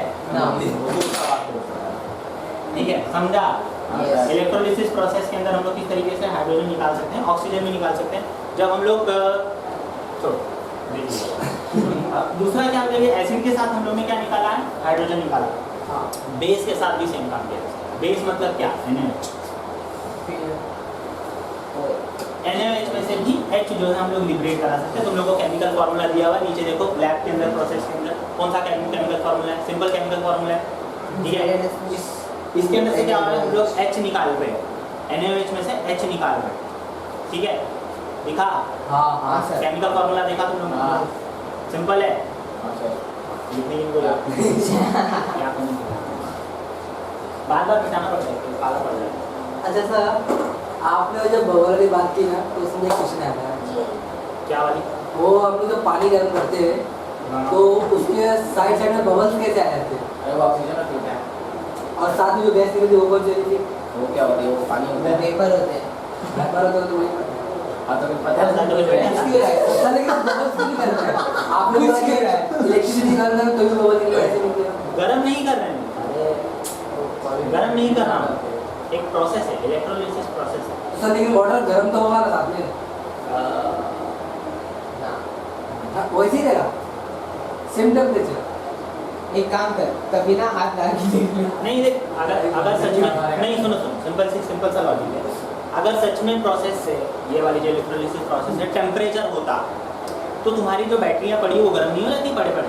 हाँ सर। उसमें तो चार्जिंग डिस्चार्जिंग होती रहती है, कभी भी उसको देखो, उसको टच करो, क्या वो गर्म होती है? नहीं। नहीं होती। तो सिंपल सी बात है, इलेक्ट्रोलिसिस प्रोसेस के अंदर कभी भी चीज़ें गर्म नहीं होती। और वो इलेक्ट्रोलिसिस प्रोसेस कैसे होता है मैं ही समझाने वाला हूँ, पर बाद में समझाऊंगा। सर लेकिन अच्छा आपने बोला बैटरी गर्म नहीं होती, माना वो बड़ी वाली बैटरी गर्म नहीं होती है, लेकिन फ़ोन की बैटरी क्यों गर्म, उसमें तो ऐसा कुछ नहीं होता ना। लेकिन नहीं, इसको अभी ये सारी बैटरी अलग उसके अंदर लिक्विड नहीं होता ना भाई। फोन की बैटरी प्लस अलग। बैटरी, फ़ोन की बैटरी की बात अलग नहीं है, फ़ोन की बैटरी भी सेम है, उसका वर्किंग प्रिंसिपल अलग है। इसमें गैस इस्तेमाल होती है, लिक्विड। तुम्हारी बैटरी के अंदर जो ये वाली तुम लोग जो बड़ी बड़ी चार्जिंग बैटरी होती है इसके अंदर लिक्विड इस्तेमाल। सर इसमें कुछ हमारे जो फोन की बैटरी कुछ प्लेट टाइप हो जाए उसमें ब्लैक कलर कुछ तो होता है। कार्बन होता है। तो रिमोट मैंने फोन की बैटरी खोल के देखी है पूरी। Very good. सर मैंने देखा ना, सर उसके बीच में 50 पेपर टाइप होता है, उसका टाइम पतला नहीं है, पूरा वो प्लेट फोल्डिंग प्लेट होती है सर। और दूसरा एक और तरीका है, इसके 2 छोर होते हैं। सुनो एक बात बता। दूसरा एक और तरीका है कार्बन डाइऑक्साइड बनाने का, इंडस्ट्रियल मेथड में आता है। अगर हम लोग कार्बन इस्तेमाल करेंगे, जनरली कार्बन से अगर हम लोग हाइड्रोजन निकालना चालू करें, तुम लोग को पता है जितने भी कार्बन मटेरियल हमारे पास मौजूद है उनको नेचुरली ऑकर नहीं करते हैं, उनके साथ हाइड्रोजन चिपकी हुई होती है, ठीक है, जिसको हम लोग कार्बोहाइड्रेट्स बोलते हैं, है ना। तुम लोग वुड ले लो, वुड के अंदर भी क्या है, एक तरीके से कार्बोहाइड्रेट है, स्टार्च में भी कार्बोहाइड्रेट है। पेट्रोल ले लो, पेट्रोलियम प्रोडक्ट के अंदर भी कार्बोहाइड्रेट है, मतलब कार्बोहाइड्रेट हर जगह है। मतलब कार्बो तो ठीक है, हमको इससे मतलब हाइड्रेट। हम लोग क्या करते हैं, इन सभी चीज़ों को अलग अलग टेम्परेचर पर, अलग अलग प्रेशर पर गर्म करते हैं और इनके अंदर से जो हाइड्रोजन है उसको निकालने की कोशिश करते हैं। कोई भी केमिकल होगा, ठीक है, कोई भी हमारा केमिकल रहेगा, समझ लो कोई भी कार्बन की चेन है जिसके पास हमको ज़्यादा कार्बन है, ठीक है, और क्या करना है हमको, इनको इनमें से हमको अगर कार्बन निकालना है तो इनको अलग अलग टेम्परेचर और प्रेशर के ऊपर हीट करना पड़ेगा, ठीक है, जिसकी वजह से ये वाला हाइड्रोजन इस वाले हाइड्रोजन के साथ कंबाइन होकर H2 निकलेगा और साथ ही साथ हम लोग को क्या बनाएगा, और दूसरी चीज़ एक और चीज़ बन जाएगी, दूसरी चीज़ हमारी बन जाएगी कि बस इसके बीच में एक बॉन्ड बढ़ जाएगा, ठीक है, और क्योंकि एक हाइड्रोजन लिबरेट हो गया तो ये भी एक तरीका है जिससे हम लोग को गैस मिलती है। नहीं तो एक और तरीका होता है, ये तो हो गया कि नॉर्मल हम लोग अगर कार्बन में से कौन सा भी चेन है कार्बन की, उसमें से अगर हाइड्रोजन निकालना है तो ऐसे निकाल सकते हैं। दूसरा एक और तरीका है, हम लोग जनरली क्या करते हैं, वुड ऐश लेते हैं, वुड ऐश मतलब लकड़ी का भूसा लेते हैं, लकड़ी के भूसे को हम लोग जलाते हैं, जलाने के बाद हम लोग को क्या मिलता है, उसमें से कार्बन मोनोऑक्साइड मिलता है और कार्बन मोनोऑक्साइड के साथ कुछ मात्रा में हाइड्रोजन मिलता है, ठीक है। कार्बन मोनोऑक्साइड क्योंकि अगर लकड़ी जलेगी तो उसमें से कार्बन निकलेगा, कंबशन मतलब क्या हो रहा है, ऑक्सीडेशन हो रहा है, तो कार्बन का ऑक्सीडेशन हुआ, उसमें से क्या निकला, H इसमें से निकल के इधर चला गया, और जो कार्बन था क्योंकि वो ऐसे रह नहीं सकता, उसके अंदर ऑक्सीजन ऐड ऑन हो रहा है, तो ये कार्बन मोनोऑक्साइड है। इसके अंदर कभी कभी कुछ मात्रा में कार्बन डाइऑक्साइड भी आ जाती है। तो इस पूरी गैस को हम लोग क्या करते हैं, इस पूरी गैस को हम लोग एज अ फ्यूल इस्तेमाल कर सकते हैं, ये लिक्विड फॉर्म में होता है। ऑल्दो कार्बन लिक्विड नहीं होता, पर ये पूरा की पूरा जो चीज़ होता है वो लिक्विड फॉर्म में होता है, इसको हम लोग यूज़ कर सकते हैं। इस गैस का नाम दिया है, इसको हम लोग स्नफ गैस बोलते हैं। यस, हम लोग देख सकते हो, हमारा के यंत्र का मैं पढ़ा अलग से जा रहा हूँ, ठीक है। उसके अलावा दूसरी चीज़ भी है,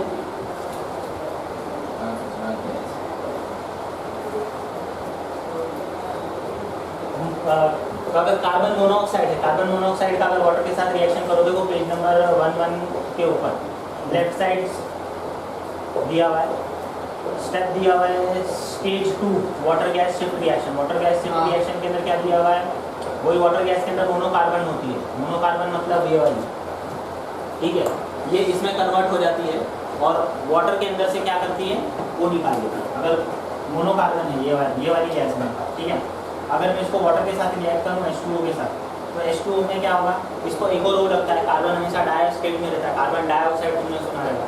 तो कार्बन के साथ 2 बॉन्ड ये सेटिस्फाई कर लेता है, पर 2 बॉन्ड इसके पास फिर भी पड़े होते हैं, है ना? एक्चुअली 2 इलेक्ट्रॉन पड़े, 2 इलेक्ट्रॉन इसके पास पड़े होते हैं। तो ये क्या करता है कि इसको चाहिए कि ये 2 इलेक्ट्रॉन भी किसी के साथ शेयर हो जाए और बॉन्ड बना ले।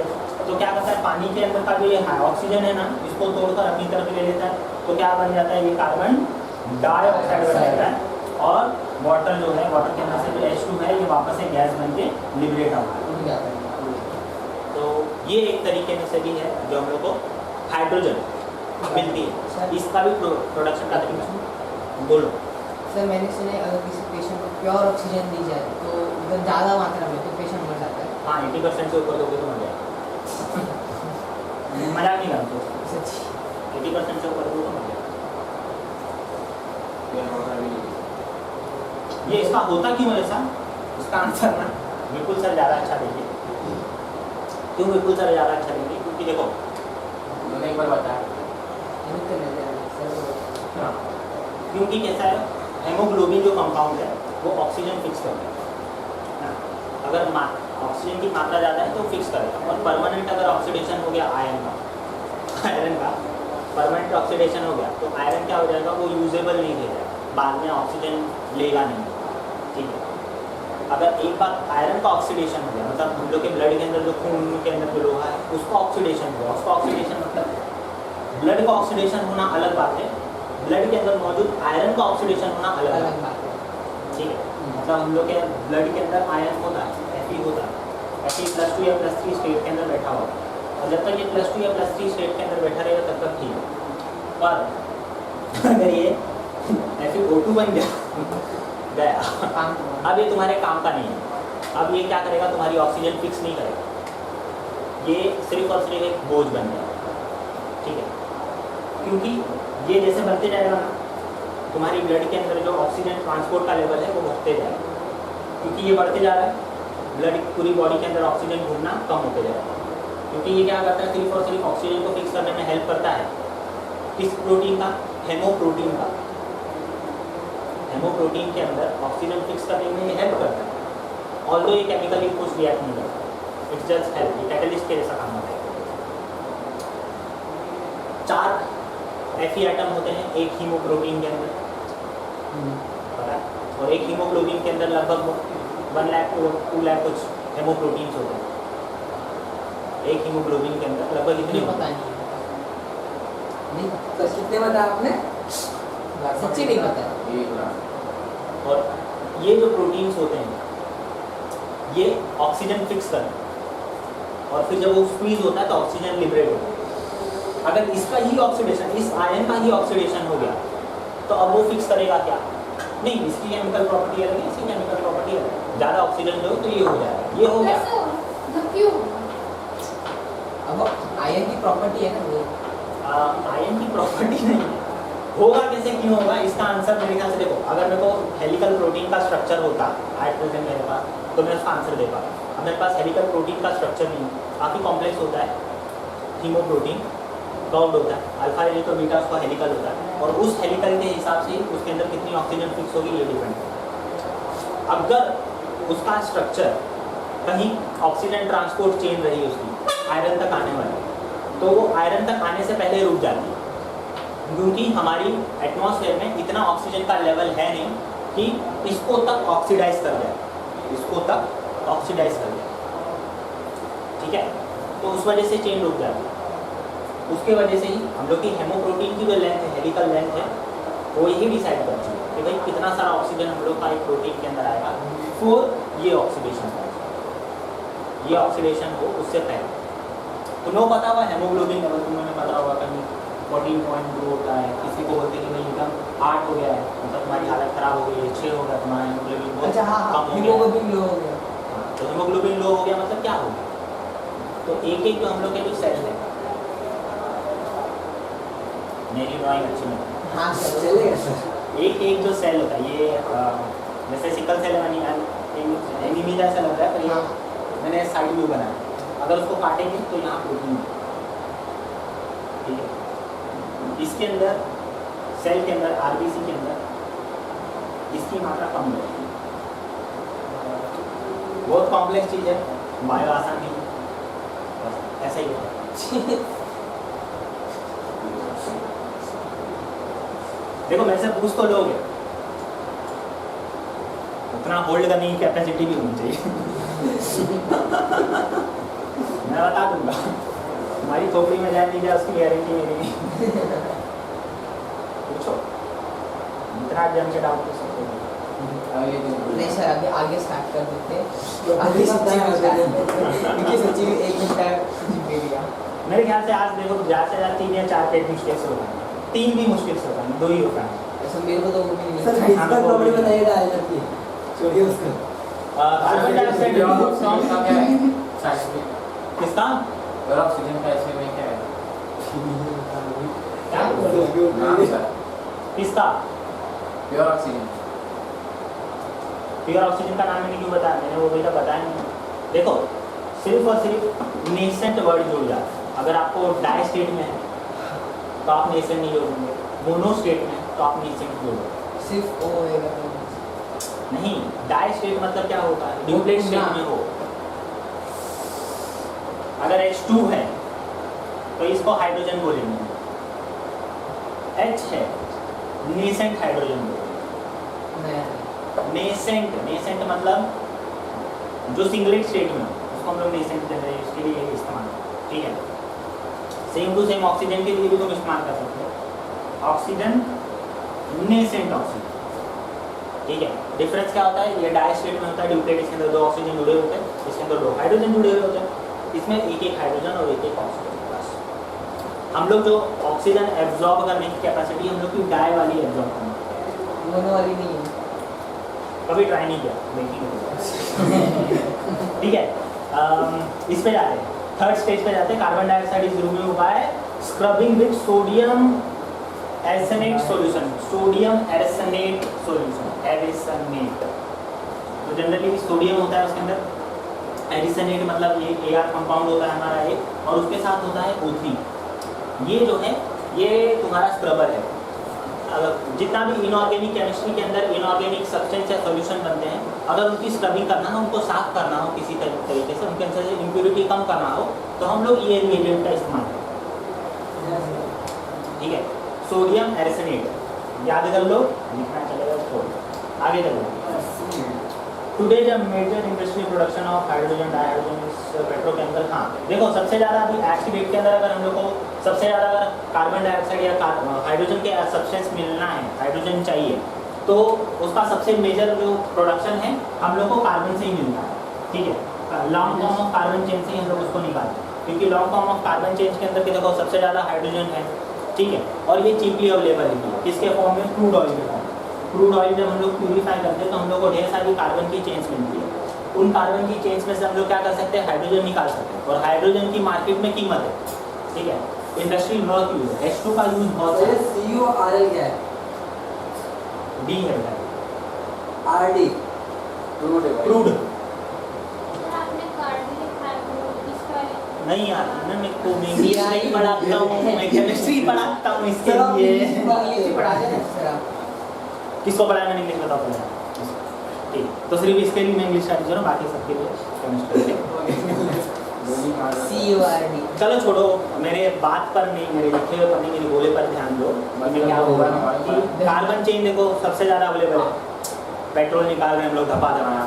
अब पेट्रोल निकालने की वजह से क्या हो जाता है, हम लोग को उसके अंदर कार्बन हाइड्रोजन मिलते फ्री से, हम लोग क्या करना चाहता है, बस उसको कैसे ना कैसे करके उसको हाइड्रोजन निकाल, हाँ बस थोड़ा सा गर्म करके टेम्परेचर के साथ खेल लिया, प्रेशर के साथ खेल लिया, हाइड्रोजन निकल जाएगा।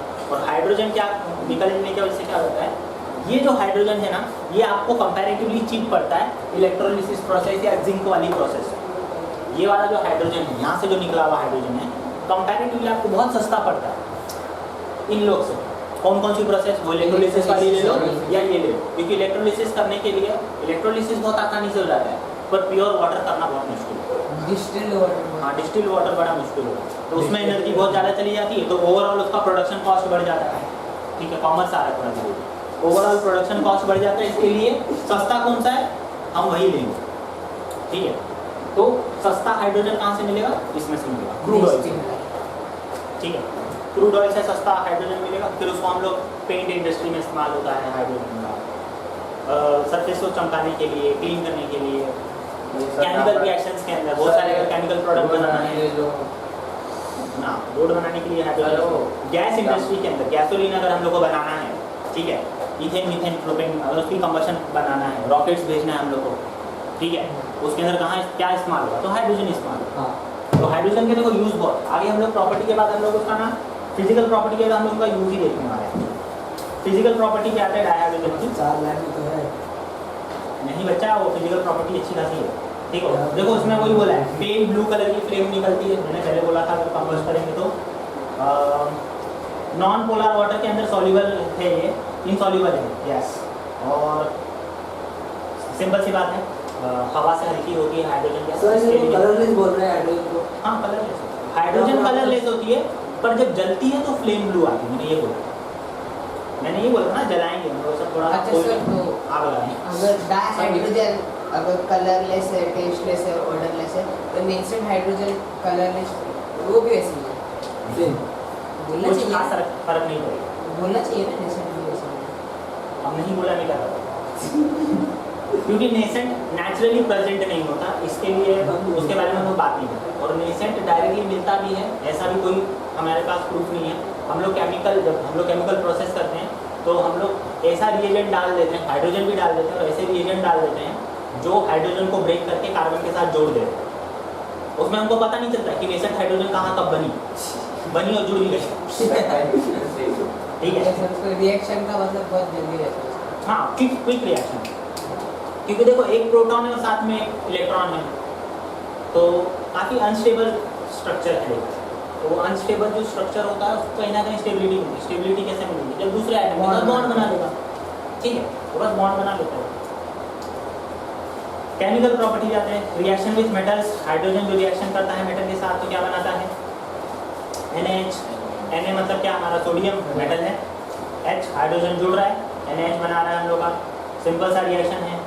इस अगर इसका हाइड्रेट देखना है तो ज़्यादातर किस में देखते हैं? अल्कलाइन मेटल्स के अंदर मिलता है।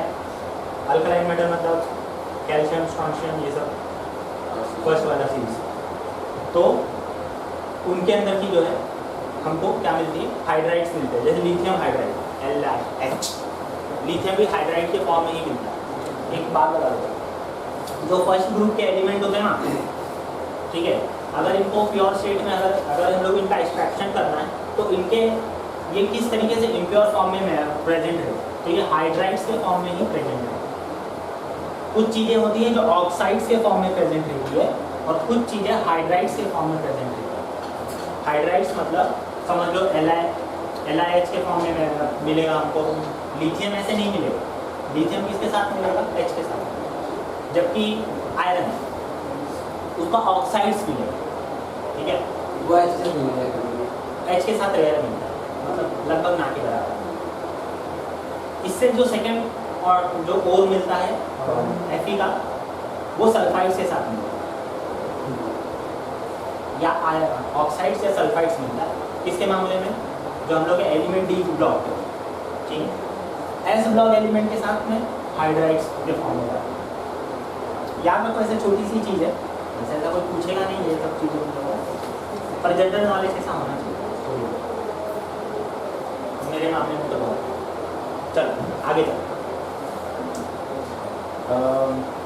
फिजिकल प्रॉपर्टी, अच्छा एक बार पढ़ लो पीछे से थोड़ा आगे, केमिकल प्रॉपर्टी तक पढ़ो, किसी कुछ डाउट वाला चीज़ मिल जाएगा, कुछ ऐसा वर्ड मिल जाए तो नहीं समझा तो बता दो, नहीं तो हम लोग आगे चले जाएंगे, रिएक्शन विद ऑक्साइड्स करना चालू कर देंगे।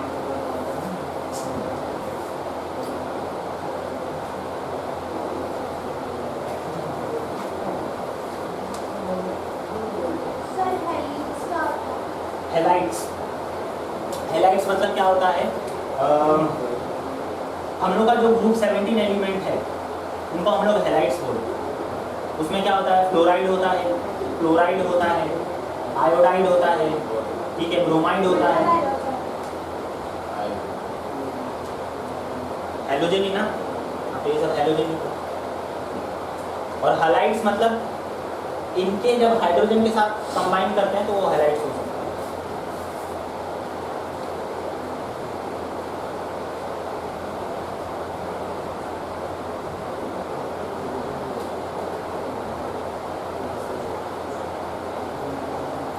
सर ये जस्ट थिंक और आप देखो नहीं ना Just think about it. In the above chemical reaction with the element does undergo oxidation and which does undergo reduction. छोड़ दो, ऑक्सीडेशन और रिडक्शन नहीं समझने वाला, मैंने रेडॉक्स चैप्टर नहीं पढ़ा। रेडॉक्स चैप्टर पढ़ाऊंगा, कूद के आगे यहाँ देखेंगे कि ये क्या है। पढ़ा भी है ना, ऑक्सीडेशन रिडक्शन समझ गया, फिर वापस से आके इसको समझा, ठीक है, याद रखो ऑक्सीडेशन और रिडक्शन। रेडॉक्स वाला अगर मैं भूल ही गई तो भूल नहीं गया, मैंने जानबूझकर आपका वो चालू नहीं किया क्योंकि मुझे पता चला कि केमिकल प्रॉपर्टी में बेड़ा गर्द हुआ है, केमिकल बॉन्डिंग में। वो सेम बेड़ा गर्द में रेडॉक्स के साथ नहीं करना चाहता, इसके लिए मैंने उसको पोस्टपोन किया। इसमें से ऐसी बहुत सारी वही चालू कर रहे थे ना, हम लोग तो बोले कि नहीं चालू कर। देखो उस समय क्या ना, केमिकल प्रॉपर्टी देखो, केमिकल बॉन्डिंग बहुत इंपॉर्टेंट है, बहुत सारी ऐसी चीज़ है जो वहाँ तुमको समझिए, जो आगे हम लोग अगर कोई भी इस पूरे चैप्टर के अंदर यूज हो।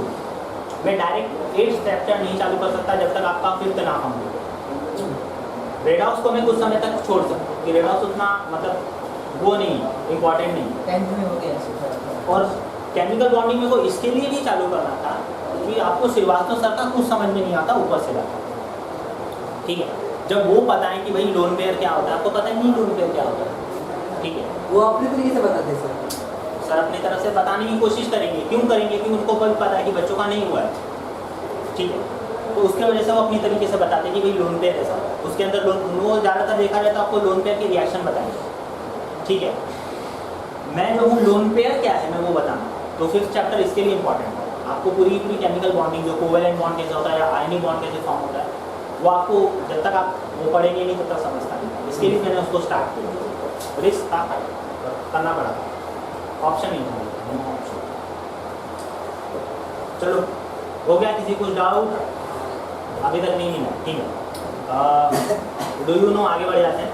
देखो उसमें लिखा है bond dissociation energy, bond dissociation energy सबको पता है, ठीक है। अभी कैसा ये सब पता है ना कुछ चीज़ें। हाइड्रोजन और हाइड्रोजन का अगर बॉन्ड टूटेगा, ठीक है, तो कितनी एनर्जी लिबरेट होती दी है 436 किलो जूल पर मोल, ठीक है। ये हम लोग को सिंपली पता है। अगर हम लोग को हाइड्रोजन को तोड़ना है, हम लोग को नेसेंट हाइड्रोजन बनाना है, इसमें से ये 2 गुम करना है, ठीक है। अगर हमको नेसेंट हाइड्रोजन बनाना है तो हो जाएगा। कितनी एनर्जी अप्लाई करनी पड़ेगी 436 किलो जूल हर एक मोल के लिए। इसको हाई टेम्परेचर और प्रेशर लगता है, कैटलिस्ट प्रेजेंट होना चाहिए। कैटलिस्ट प्रेजेंट के अंदर मतलब ज़्यादातर निकल होता है, ठीक है। रिएक्शन विथ ऑक्साइड्स पे आते हैं, ठीक है। रिएक्शन विथ ऑक्साइड्स के अंदर क्या हो रहा है, अब हम लोग के जितने भी डाइऑक्साइड्स है मतलब किस तरीके से ऑक्सीजन के साथ रिएक्ट करेगा हमारा हाइड्रोजन। ऑक्सीजन के साथ रिएक्ट करेगा तो सबसे इंपॉर्टेंट चीज़ क्या बनाएगा, पानी, ठीक है। हाइड्रोजन जब रिएक्ट करता है ऑक्सीजन के साथ तो हम लोग को क्या बनाता है, पानी, को वही दिया हुआ है। और कितनी एनर्जी एब्जॉर्ब होती है 235 किलो जूल पर मोल। देखो उधर माइनस साइन दिया हुआ है, मतलब एनर्जी एब्जॉर्ब हुई है, ठीक है। वो बॉन्ड फॉर्मेशन के लिए उसको एनर्जी ली है, तो उसने एनर्जी कहाँ से कर ली, उसने एब्जॉर्ब कर ली। तो डेल्टा एच इसके लिए नेगेटिव में आया। डेल्टा एच क्या है, नहीं मैंने पढ़ाया है, बताओ क्या है डेल्टा एच क्या है, पढ़ाया है केमिकल बॉन्डिंग याद करो।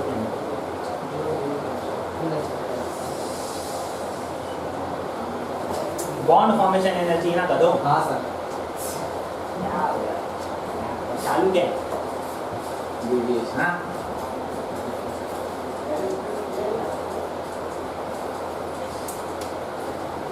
H2 है, किसके साथ रिएक्ट कर रहा है, ऑक्सीजन के साथ, हाफ ऑक्सीजन के साथ रिएक्ट कर रहा है, ठीक है।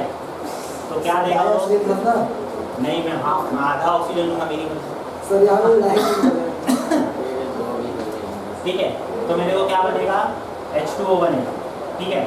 अब ये H2O बना, तो मेरे को क्या लगेगा, डेल्टा एच जाएगा। डेल्टा एच मतलब bond formation energy. Bond formation बोल लो एनर्जी या बॉन्ड डिसोसिएशन एनर्जी, बात एक ही। ठीक है, तो ये क्यों होगी, ये माइनस में जाएगी। माइनस में क्यों जाएगा भैया, ऑब्जर्व कर रहा है। सर डिसोसिएशन मतलब तो तोड़ना होता है ना, एटम फॉर्मेशन मतलब जोड़ना, हाँ, तो वो मैं की रखती हूँ। क्योंकि एनर्जी कांस्टेंट है और हम लोग को पता है। ये थर्मोडायनामिक्स बोलता है हम लोग को। थर्मोडायनामिक्स क्या बोलता है, बोलता है कि यूनिवर्स में जितनी भी एनर्जी है, यूनिवर्स में ना, यूनिवर्स की बात कर रहा हूँ, पूरे जो एनर्जी है E, वो क्या है, एक कांस्टेंट है। वो कितनी हो नहीं पता, कांस्टेंट है इतना पता। कौन बोलता है ये, थर्मोडायनामिक्स। तो यहाँ अगर कोई बॉन्ड बन रहा है तो उसकी जो एनर्जी तोड़ने में जाएगी या जोड़ने में जाएगी, वो भी एनर्जी क्या होनी चाहिए, इक्वल होनी चाहिए। मतलब अगर मैं हाइड्रोजन और ऑक्सीजन को जोड़ूं तो कुछ एनर्जी एब्जॉर्ब कर लेगा, ठीक है। और अगर वाटर को तोड़ूं तो ये कुछ एनर्जी लिबरेट कर देगा, ठीक है। इसमें से डेल्टा एच कुछ ना कुछ लिबरेट आउट होगा, चेंज होगा। हम लोग डेल्टा एच लिखते हैं तो चेंज इन एनर्जी। तो सर डिसोसिएशन में भी डेल्टा एच और फॉर्मेशन, सुन ना मेरी पहली बात सुन तो सही। तो डिसोसिएशन के अंदर क्या होगा, एनर्जी लिबरेट होगी, इसके अंदर एनर्जी जा रही है, क्योंकि दोनों एनर्जी सेम ही होनी चाहिए। क्योंकि दोनों एनर्जी सेम होनी चाहिए। अगर अलग हुई, मान लेते हैं कि अलग है, ये बनने में एनर्जी कम लग रही है और तोड़ने में एनर्जी ज़्यादा निकल रही है, ये तो परपेचुअल मोशन मशीन हो गई। मैं क्या करूँगा, अगर मेरे को एनर्जी बनाना है तो मैं सिर्फ हाइड्रोजन को जोड़ूंगा और भी तोड़ूंगा, जोड़ूंगा, इतनी सारी एनर्जी मिलती जाएगी कि एंडलेस एनर्जी हो जाएगी, वो इनफाइनाइट एनर्जी हो जाएगी।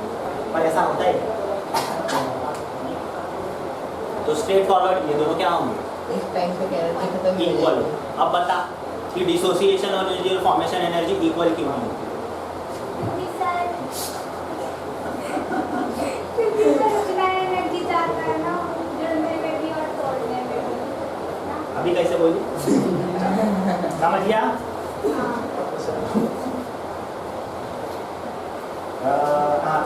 रिएक्शन में हाइड्रोजन हटाया।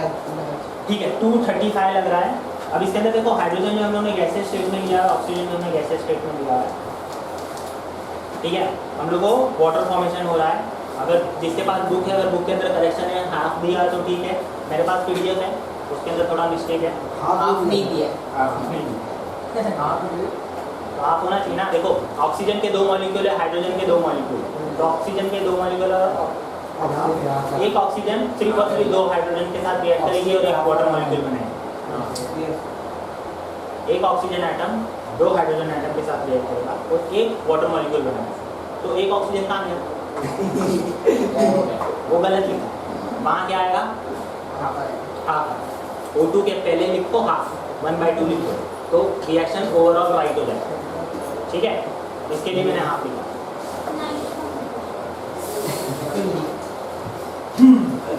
H2 2 plus O2 half. Half O2 का मतलब क्या होगा, एक ओ एक O। तो क्योंकि ये सिंगलेट फॉर्म में एग्जिस्ट नहीं करता, इसके लिए हम लोग लिख नहीं सकते। ये होता है ड्यूप्लेट फॉर्म में, इसके लिए ड्यूप्लेट लिखते हैं। तो हम लोग क्या करते हैं, उसके आगे हाफ लगाते हैं। हाफ लगाने का मतलब क्या हुआ, जब रिएक्शन हम लोग का ऑकर होगा तो इसमें से सिर्फ और सिर्फ इस पूरे ओवरऑल एलिमेंट का आधा एलिमेंट ही काम करेगा, आधा ही एटम काम करेगा। आधे नंबर ऑफ एटम जो है वो काम करेगा। इसके आधे नंबर ऑफ एलिमेंट मतलब क्या, 2 ऑक्सीजन जुड़ा हुआ है, उसमें से एक ऑक्सीजन गुम कर दो, मतलब एक ऑक्सीजन काम करेगा। और 2 हाइड्रोजन के साथ कितना है, अटैच होगा, सिर्फ और सिर्फ एक ऑक्सीजन अटैच। यहाँ पे अब वो 2H2 है तो बराबर होगा फिर। हाँ, अगर इधर 2 दिया है तो फिर ठीक है, वो सिर्फ तो मिटा दो। पर कम नहीं है तो नहीं। तुमने कहा बोला, मैं मेरी पीडीएफ देख रहा हूँ, मेरी बहुत पुरानी है, मैंने पिछले साल डाउनलोड कर दी थी। तुम्हारे में बदल गया तो मैं क्या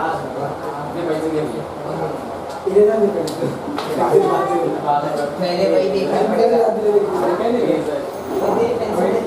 मैं तो तुम लोगों को करेक्ट करने की कोशिश कर रहा था। मैंने देखो यहाँ H लिखा था, वहाँ वो हाफ करके किया।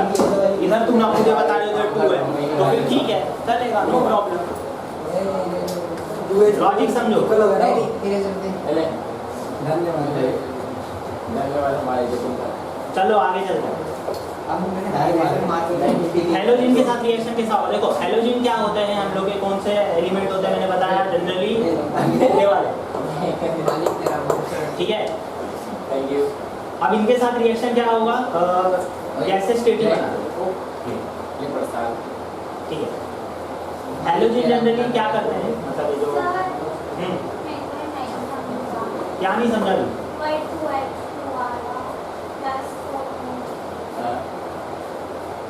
ये वाला रिएक्शन,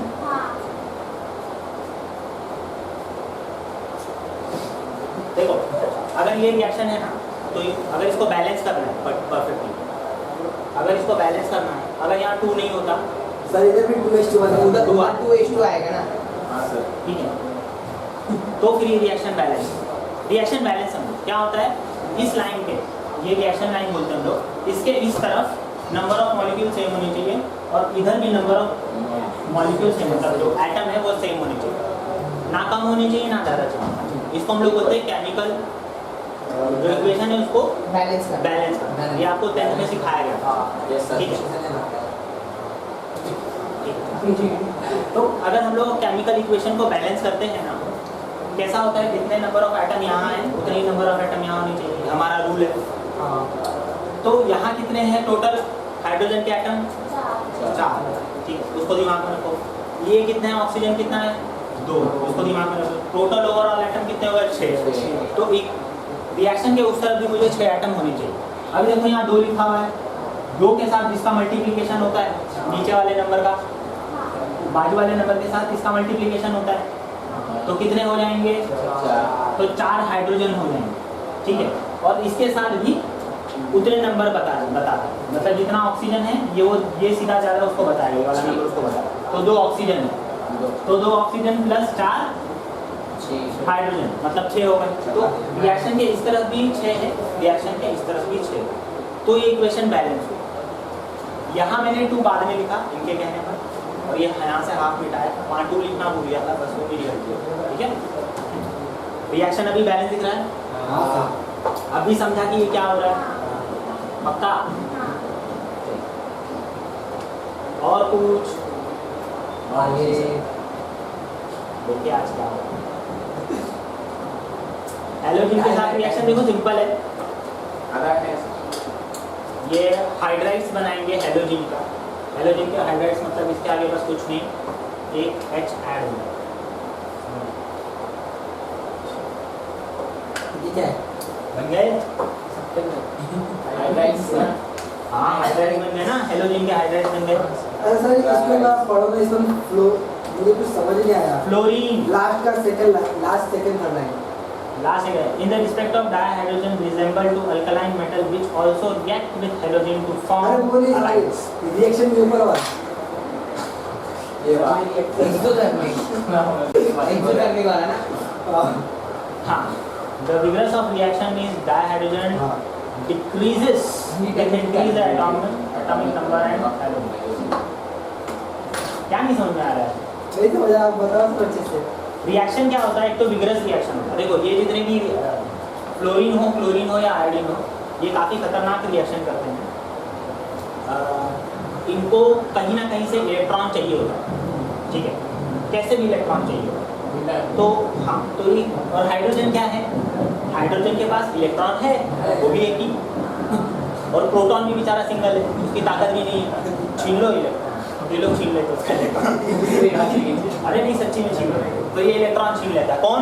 फ्लोरीन, आयोडीन, ब्रोमीन, सब गैंग वाले एक काम करते हैं। सर मानते नहीं, चिंते भी हुए। देखो ये सिंपल सी नहीं सिंपल सी बात है। अभी कोई भी बाहुबली है तो क्या तुमसे पैसे मांगेगा कि छीनेगा? गांव में होता है ना, वो दबंगई होते हैं, जमींदार होते हैं बड़े, उससे पैसा मांगेंगे क्या? गरीब लोग से मांगते हो, सर अभी छीन लेते। क्यों छीनते हैं? तुमको पता है ये मुंह उठाने वाला नहीं, सेम हाइड्रोजन का क्यों नहीं मुंह उठाएगा? मुंह sir hydrogen plus ion show करना चाहिए ना। सुनो मैं जो बोल रहा हूँ जरा, भले काफ़ी फनी लग रहा है पर बहुत इंपॉर्टेंट है। देखो इसके पास सिंगलेट प्रोटॉन है, इसके पास हाइड्रोजन के पास बेचारे के पास सिंगलेट प्रोटॉन है, जबकि फ्लोरीन के पास पूरा की पूरा न्यूक्लियस है जिसके अंदर प्रोटॉन और न्यूट्रॉन भर कर है। तो बताओ फोर्स किसकी ज़्यादा रहेगी? इसकी फोर्स ज़्यादा रहेगी कंपैरेटिवली, एक सिंगल प्रोटॉन की फोर्स ज़्यादा रहेगी, ऑब्वियसली इसकी ज़्यादा रहेगी। अब इसकी फोर्स ज़्यादा है, इलेक्ट्रॉन को तो ये कैरी कर रहा है अपने वाले, इसको भी अपनी तरफ खींच लेता है, आ जाए। अब ये बेचारा अकेला इतने सारे प्रोटॉन के साथ तो नहीं मैच कर सकता, ठीक है? समझ में आया? हाइड्रोजन प्लस डेबा प्लस, हाँ वही तो मैं बोल रहा हूँ ना कि डेबा प्लस चार्ज तभी तो जनरेट होता है, और इसके ऊपर डेबा नेगेटिव चार्ज जनरेट होता है, इसने इलेक्ट्रॉन ले लिया। इसी को तो हम लोग आया नहीं कौन बोलते, तो भूल गए। हाँ सर, हाँ घुमा फिरा के केमिकल बॉन्डिंग आएगा, देखो ये 12th तक तुम्हारा केमिकल बॉन्डिंग पीछा नहीं छोड़ेगा, गारंटी देगा। चलेगा सर। केमिकल बॉन्डिंग में नहीं समझा है, बहुत बड़ा पाप किया। ठीक है, समझा? किसी को कुछ डाउट, आगे चलें?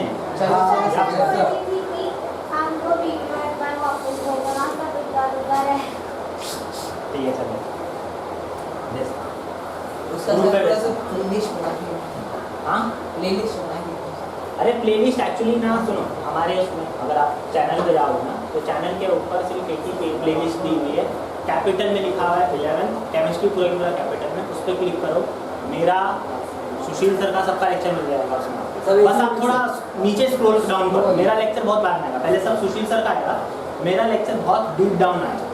और जब मेरा स्टार्ट भी होगा ना तो आपको जो एनालिटिकल केमिस्ट्री है वहाँ से चैप्टर नंबर 3 से स्टार्ट होगा। 3 से बहुत सारे आपको वीडियोस मिलेंगे सक्सेसफुल, और उसके बाद एक ही जो है एक दो शायद लेक्चर मैंने मिस हुए थे केमिकल बॉन्डिंग के, तो आई थिंक सिर्फ और सिर्फ 2 लेक्चर नहीं है केमिकल बॉन्डिंग के, वो नेटवर्किंग के लिए। ठीक है? मिस नहीं होगा ना, अरे है ना, इधर तुम लोग काम करो, मैंने तुमको ये 2 ऑप्शन है, हमारे पास वीडियो भी देखो या फिर खुद से पढ़ो, नहीं तो पढ़ने के बाद तुमको पता है हफ्ते में 2 मेरा लेक्चर होता है, उससे एक दिन पहले पढ़ के आओ, उनसे डाउट पूछो, विल डू। आज भी तो 1 घंटा डाउट सेशन किया हमने बेटा, आगे वाले लेक्चर में भी कर लेंगे। हाँ हो जाएगा, एक्चुअली देखा जाए तो हम लोग कॉलेज आने नहीं होता तब। हाँ डाउट सेक्शन एक्स्ट्रा में रखो दो अपने लेक्चर के बाद में। नहीं एक्स्ट्रा में ले लूँ, पर बात ऐसा है 2 घंटे से ज़्यादा ना तुम लोग हैं बोल रहे हाँ हो। सर। देखो बच्चों की कैपेसिटी बताओ कितनी होती है, तुम्हारे दिमाग की कैपेसिटी ज़्यादा से ज़्यादा 45 मिनट, नहीं 45 मिनट के बाद ना समझ में नहीं आता कि हो क्या है, आँख खुली होती, दिमाग चालू होता है, हाँ सर, मगर क्या होते हैं? क्या हो रहा है वो नहीं समझ में आ रहा, सब चीज़ें दिख रही होती पर जंतर कुछ नहीं जा रही होती दिमाग, क्योंकि आपका गिवअप कर चुका है। बस भाई ये स्टैंडर्ड प्रोसीजर है, इसके लिए आप अगर कॉलेजेस में जाओगे तो आपका लेक्चर मोस्ट 45 है, एट द मोस्ट 45 मिनट्स, इस पे भी तो 14 मिनट का ही होता है। उससे ज़्यादा लेक्चर तुम्हारा लगेगा। हमारे यहाँ इशू क्या है, हम लोग क्या करते हैं, हम आपको 2 घंटा कैसे बीच के अंदर कुछ भी आड़ी टेढ़ी चीज़ें डालो, कॉमेंट डालो, जिससे बच्चे लोग बोर ना हो, ठीक है? तुम लोग जो हंसते हो तो समझ लो कहीं ना कहीं हमको जोक भी प्रिपेयर हो। अरे सही बात है, स्टैंडर्ड कॉमेडी। तो कैसा होता है आपका दिमाग उतना थकता नहीं। HF समझा? अब ये सबके साथ होता है, Cl के साथ भी होता है, ClH, BrH, हाँ ये देखा है, BRH देखा है। ऐसे इसी को हम लोग बोलते हैं फॉर्मेशन। टेंशन नहीं लो, 12th में वापस से चैप्टर आएगा, सुनो मैं बता रहा हूँ, ये नहीं भी समझा टेंशन नहीं लो, 12th में वापस ही सेम चीज़ आएगी आपको पकाने के लिए। उसमें आपका चैप्टर का नाम होगा ग्रुप 16, 17, 18 एलिमेंट्स, उसके अंदर बकायदा टेबल दिया हुआ है आपको कि किसके साथ किसके हाइड्रोजन फॉर्म होते हैं, ऑक्सीजन के साथ क्या क्या रिएक्शन होता है, फुल एकदम सल्फर के साथ क्या रिएक्शन होता है। अरे कब तक मतलब पीछे नहीं पड़ेगा? ग्रेजुएशन 12वीं तक डिपेंड करता है, अगर तूने केमिकल इंजीनियरिंग ले ली तो जिंदगी भर ये जिंदगी भर नहीं छोड़ेगा, जिंदगी भर नहीं करेगा। सर सर मुझे क्लास को चाहिए था इंटरव्यू पे। किस अरे तरह स्टेशन में आपको भेजा ना तो अरे 2 भेजा ना, बाकी 2 लेना ना। आपके क्लास में मैंने अरे, इतनी मेरे बार पास पता नहीं फोटो निकाल के ग्रुप पे डाला है, सर मैं भेजता हूँ, सर वो मैं भेजता हूँ। उसके बाद भी वापस से अच्छा ठीक है देखता हूँ, मेरे पास होगा तो मैं डालूंगा। मेरे पास नहीं है। तेरे को से मांगा तो दिया ग्रुप में क्या लगा तू? हाँ देख, मैं लिंक भेजूंगा, केमिकल बॉन्डिंग वहाँ से स्टार्ट होगा, पर दूसरे अगर तेरे को चैप्टर दूसरा उसका लेक्चर चाहिए तो उसका दूसरा लेक्चर मैं वापस से निकाल के भेजने वाला नहीं हूँ, तुमको वहाँ पे जाके सर्च करना होगा। सर आप डायरेक्ट वो प्लेलिस्ट भेज दो ना। अरे सिंपल मैंने लिखा हुआ है, L1 L2 के साथ चलो ना, फॉलो करो ना। हाँ सर, चैप्टर 5 L1 L1 फिर L2 L3 L4 L5 L6 करते जाओ कंटिन्यूअस। प्रॉब्लम क्या है आपको? L9 तक है बताए। पर बस वो 2 लेक्चर आज नहीं है। मैं 2 लेक्चर भी मिस किया। जहाँ मिस हो जाएगा आपको समझ आएगी कि सर यहाँ का उड़ गए 2-3 पेज लेक्चर आई थिंक फिर वो 4th पेज पढ़ के आपके पास और पूछो। 4th और 3rd वाला नहीं है लेक्चर अपना। नहीं वो मैंने नंबर भी वैसे ही डाला, नंबर गलत वही बोल रहा था, नहीं मिला कि मुझे। नहीं। वो बुक का पेज आपको दिखाई देता है, स्क्रीन रिकॉर्डिंग करता है आपको बुक का पेज दिखाई देता है, नंबर दिखाई देता है, क्या लिखा है क्या पढ़ना है वो सब आपको अरे दिखाई देता है। सिंपल, जिस टाइम केमिस्ट्री का बुक दिखाई दे समझ देना आगे से लेक्चर। जहाँ तुम लोगों को लगे कि भाई ये पेज के बीच में कुछ पेजेस मिस हुए तो आपको समझ में आ जाएगा भाई कितने पेजेस मिस हुए। मोस्ट प्रोबेबली 1 या 2 लेक्चर से ज़्यादा। एक लास्ट लेक्चर जो हम लोगों ने लिया था, टेक्निकल इशू आ गया था, याद करो। लास्ट लेक्चर में टेक्निकल इशू आ गया था, रेजोनेंस वाला टॉपिक छूट गया था वो। और उससे पहले मोस्ट प्रोबेबली 1 लेक्चर मेरा मिस हुआ, ठीक है, उससे ज़्यादा कुछ मिस नहीं हुआ। बाकी पूरा है, फिर आप देख सकते हो पेज। सर ये जो वीडियो रिकॉर्ड हो रहा है उसका अपलोडिंग आईडी है। हाँ, अपलोडिंग इसके वजह से नहीं आ रहा है कि ये जो है ना बहुत जाइंट कैमरा है, इसका डेटा बहुत ज़्यादा बनता है और इसके डेटा को कंसोलिडेट करके अपलोड करने में टाइम लगता है। यही करते हैं मतलब कि आज लेक्चर 3 दिन बाद 3-4 दिन बाद इसका वीडियो मिलेगा मोस्ट प्रॉबेबली। हाँ सर तो एकदम से कैमरा में उंगली दिखा के और रोज की रोज वीडियो अपलोड नहीं होगी कभी। सबर कर। सबर करो, मिलेगा। सबर का फल मीठा होता है। और जब तुम नहीं भाई, फिजिकल तुम बैठ गए, सुनो हाँ, सही बात। तुम यहाँ जो बैठे इसी चीज़ को वापस से रिपीट करके क्या मतलब है? यहाँ नहीं समझा तो डायरेक्ट पूछ लो। सर 45 मिनट आपने बोला था, नहीं हमको नहीं समझा था, उसके बाद नहीं समझा था, उसके बाद में हम लोग करेंगे। ठीक है चलेगा। आगे देखिए रिएक्शन विद हैलोजन हो गया। Chemical property reducing nature of dehydration. Reducing का मतलब देखो, रिड्यूसिंग और ऑक्सीडेशन 2 प्रॉपर्टी होती है। मैं सिर्फ थोड़े से मैं समझा दे रहा हूँ। रिडक्शन क्या होता है और ऑक्सीडेशन क्या होता है। एक रिडक्शन वाली प्रॉपर्टी होती है, एक ऑक्सीडेशन वाली प्रॉपर्टी होती है। रिडक्शन के अंदर जनरली क्या होता है, हाइड्रोजन बढ़ता है और ऑक्सीजन चला जाता है।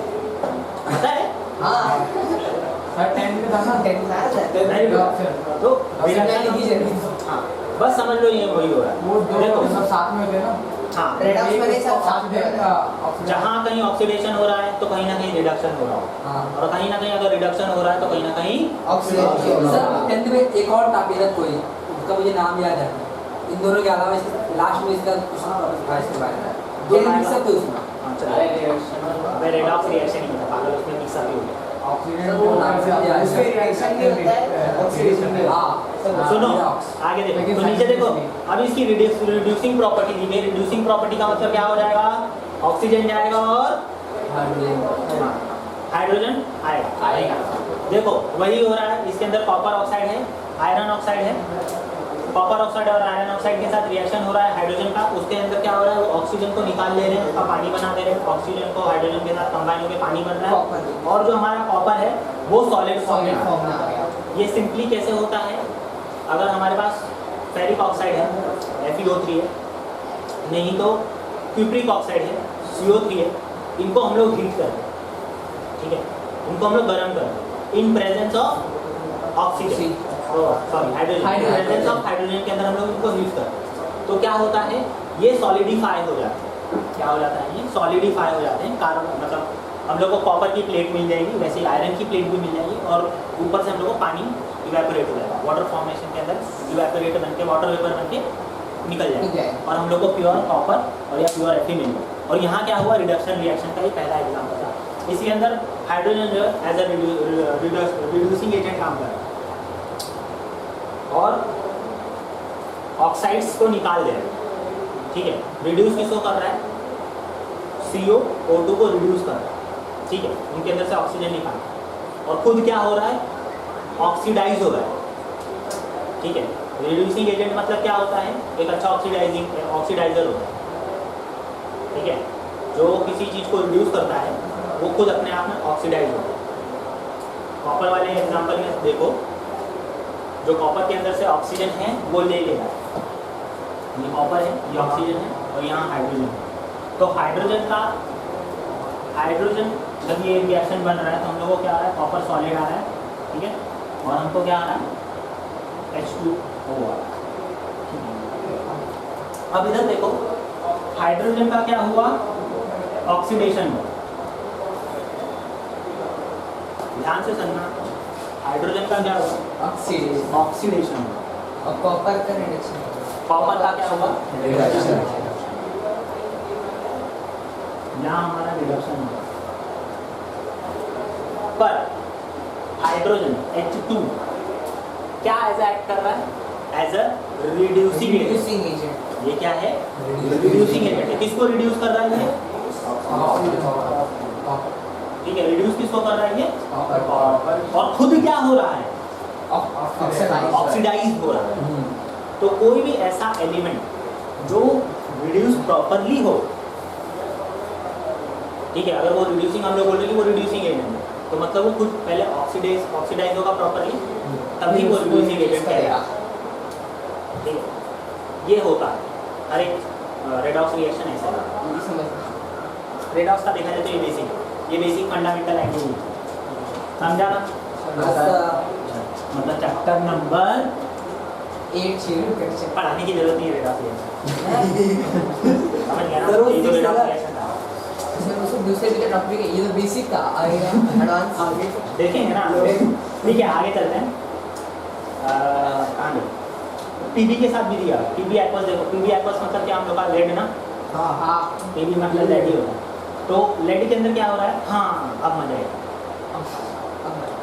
यहाँ क्या हो रहा है यहाँ भी रिडक्शन हो रहा है, ठीक है। आप देखो पीबी एक्वस, पीडी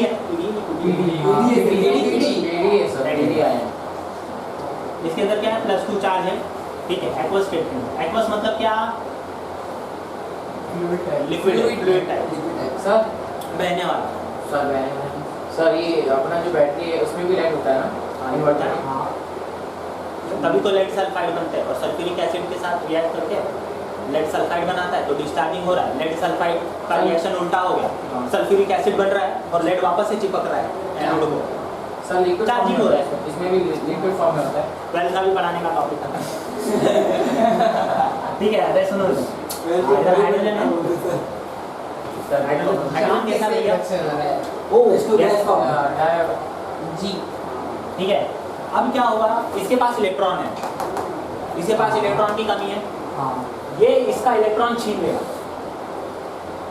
सब हाइड्रोजन चिंते बेचारा बोला है गरीब की मात्रा ज़्यादा होती दुनिया में। देखो यूनिवर्स में भी हाइड्रोजन ज़्यादा है, इंडिया में भी गरीब ज़्यादा है, मतलब समझ रहे हो ना, क्या समझ, ठीक है। अब ये तो +2 चार्ज है, क्योंकि इसका 2 इलेक्ट्रॉन ले लिया, तो चार्ज क्या हो जाएगा, कैंसिल हो जाएगा, है ना, बैलेंस हो गया ना। ये इसके पास 2 प्रोटॉन ज़्यादा थे, इसके 2 हाइड्रोजन के 2 इलेक्ट्रॉन इसने ले लिया, तो क्या हो जाएगा, ये बैलेंस हो जाएगा। बैलेंस हो जाएगा। रिएक्शन में देखो कुछ वैसे ही दिया, पीबी सॉलिड दिया और 2+ के आगे उसको प्लस आयन मिल जाएगा इसको। अब हाइड्रोजन आपस में देखो, इधर है, इधर 2 नीचे नहीं लिखेंगे हम लोग, बाजू में लिखेंगे, क्यों, अब ये 2+ प्रोटॉन होंगे, ठीक है। अब ये प्रोटॉन होंगे, ठीक है, सिंपली, क्योंकि 2 इलेक्ट्रॉन तो इसने कपस लिए। अब बताओ यहाँ रिडक्शन किसका हो रहा है, ऑक्सीडेशन किसका? ऑक्सीडेशन, तो ऑक्सीजन तो है नहीं, तो ऑक्सीडेशन कैसे हुआ? वही तो बात है। किसी ने ऑक्सीजन लिया नहीं, तो रिडक्शन कैसे हुआ? सर सर हाइड्रोजन का रिडक्शन हो गया, क्योंकि एक बार जब इलेक्ट्रॉन लूज होते हैं ना, उसे भी रिडक्शन ही है। हाँ, सही बोला इसने, एकदम 100% करेक्ट बोला है। जब एक बार इलेक्ट्रॉन कभी लूज होता है हमारा एक तरीके से, तो हाइड्रोजन क्या होता है, वो एज ए रिड्यूसिंग एजेंट काम कर रहा है, ऑक्सीडाइज कर रहा है किसको, इलेक्ट्रॉन जब डोनेट होता है तो ऑक्सीडेशन हम लोग उसको प्रोसेस बोल देते हैं। तो इलेक्ट्रॉन इधर आ गया, ऑक्सीडेशन इसका हो गया, और इसका रिडक्शन हो गया, इसमें से इलेक्ट्रॉन निकल गया, इसका रिडक्शन, ठीक है। ये रेडॉक्स रिएक्शन था, ये दूसरा वाला रिडक्स पढ़ाने की जरूरत नहीं है। नहीं, मतलब ऐसा होता है, ठीक है। जब पढ़ेंगे तो तुम लोग को कैसा वो सिंपल लगेगा, हाँ यार तो देखा है वो बात। नहीं सर, 10th में पढ़ने में मजा आ गया था इसलिए। हाँ, क्योंकि ये समझ में नहीं आता बच्चों, कॉम्प्लेक्सिटी होता है कि कौन कहाँ हो रहा है, कैसे हो रहा है, ये समझ। बाद में हम लोग को स्टैंडर्ड डेफिनेशन मिलेगा। ये जो सेट है तो कैसा भले 10th के लेवल का डेफिनेशन ही था, 11th में थोड़ा डेफिनेशन में चेंज किया लोगों ने, वो डेफिनेशन हम लोग पढ़ेंगे, उसके बाद की चीज़ें समझेंगे। ठीक है, सर टाइप मत देखो। अभी हम लोग इसका यूज़ नहीं देखेंगे, यूज़ तुम लोग घर से पढ़ के आना। ठीक है, हम लोग इधर सिर्फ इसका ये चीज़ देखेंगे कि ऊपर के जो प्रॉपर्टीज़ है कि अनसैचुरेटेड ऑर्गेनिक कंपाउंड में से कैसे हम लोग को हाइड्रोजन निकलता है। देखो वही बात है सिंपल, उसमें वही चीज़ एक्सप्लेन किया जो मैंने तुम लोग को एक्सप्लेन किया था पहले कि यहाँ कार्बन है, जिसमें से हाइड्रोजन कहीं ना कहीं होगी, कोई ना कोई हाइड्रोजन का बॉन्ड कार्बन का बॉन्ड तोड़ो, ठीक है, उसको हीट करो या कुछ भी करो, प्रेशर दो, ठीक है, उसमें से क्या मिल जाएगा, उसको डबल बॉन्ड कर दो और बाकी ये जो रिएक्शन है वैसे रहेगा और H2 हम लोग को लिबरेट कर दो ऐसा गैस के फॉर्म में। तो क्या किया हम लोग ने, इसका एक हाइड्रोजन निकाल दिया, इसका जो एक हाइड्रोजन निकाल दिया और उन लोग के बीच में बॉन्ड डाल दिया और हम लोग ने जो हाइड्रोजन निकला उस हाइड्रोजन को एज अ गैस हम लोग लिबरेट आउट कर दिया। हम लोग ने किसमें से निकाला, ये सैचुरेटेड कार्बन में से निकाला है ना, ऑर्गेनिक सर कंपाउंड बीच में डबल बॉन्ड होगा सीसी के। अरे ये उल्टा दिया हुआ है आपने उल्टा ही वेजिटेबल सैचुरेटेड ये ना यूज में आएगा, सॉरी इन लोग का जो रिएक्शन है ना ये यूज में आएगा, इसमें से हाइड्रोजन प्रोड्यूस होता है और इसका रिवर्सेबल रिएक्शन भी होता है। ये रिएक्शन क्या है, रिवर्सेबल समझते हो ना, इस तरफ भी जा सकता है, उल्टा भी हो सकता है। हाँ उल्टा भी हो सकता है। अगर हम लोग ने इसको ऐसे रिएक्शन किया तो सेम टू सेम चीज़ें होंगी, पर हम लोग को अनसैचुरेटेड, अगर हम लोग को कोई भी हम लोग ऐसा है कोई भी हम लोग को ऑयल मिला हुआ है, वेजिटेबल ऑयल है, उसको हम लोग को सैचुरेटेड फैट में कन्वर्ट करना है, मतलब उसके हाइड्रोलाइज फॉर्म में कन्वर्ट करना है। ठीक है, ये हाल फिलहाल अनसैचुरेटेड है, तो ये रिएक्शन हम लोग रिवर्स भी सर यहाँ पे सैचुरेटेड और अनसैचुरेटेड का फर्क है, डबल बॉन्ड होता है, सिंगल बॉन्ड होता है। हाँ बोलो। सर ये रिएक्शन में डेल्टा के ऊपर Ni क्या है वो सब निकल मेटल है। देखो अगर निकल नहीं इस्तेमाल करना है तो निकल की जगह नहीं रहने दो, निकल इस्तेमाल नहीं, दूसरा भी इस्तेमाल कर सकते हैं, पीटी इस्तेमाल करना बहुत महंगा है और फीस बेचने के बाद मेरे को कम पैसा भी नहीं मिलेगा। जरूरत निकल इस्तेमाल करो। एक्चुअली ये क्यों करते हैं हाइड्रोजन, मतलब अगर आपको घी जो आप सच्चा घी खाते हो या फिर जो आप वनस्पति घी लेते हो, डालडा वाला जो घी हो तो क्या होता है, वेजिटेबल ऑयल को लेते हैं, उसके अंदर हाइड्रोजन डालते हैं और हाइड्रोजन के साथ रिएक्ट करते हैं तो वो सैचुरेटेड फैट बन जाता है। ठीक है, और फिर वही आपको तेल जो रहता है वो आधा घी घोल के बेच दो।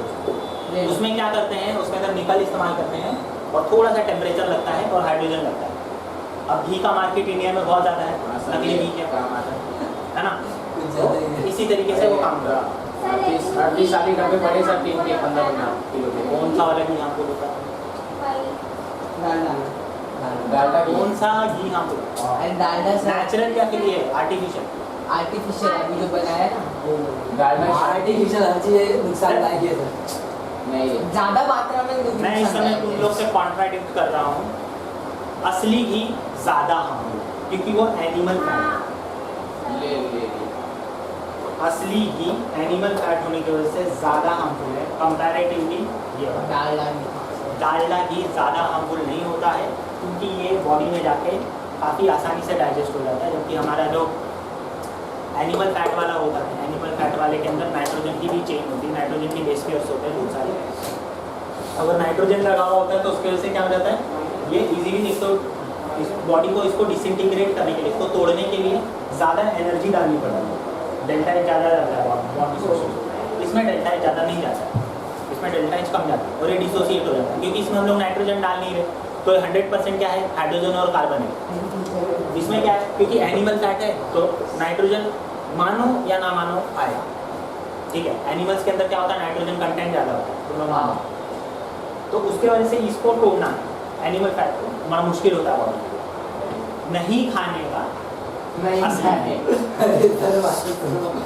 वो अपनी चॉइस है। एनिमल फैट से जब वो एनिमल फैट उसको डाइजेस्ट करके जाना है उसके ऊपर है, खाना है कि नहीं खाना है। नहीं खाओ पर गधे जैसा काम करो, बैठो मत। नहीं फैक्ट बात है, देखो पहले के लोग, गांव के लोग क्यों खाते थे, क्योंकि भाई लोग हरिवल चलाना होता था, पटकते थे, एनर्जी पूरी यूटिलाइज हो जाती, इतनी एनर्जी बनती थी कि ये डिसोसिएट हो जाए। अब तुम है couch potato you are all बैठ बैठे रहते हैं।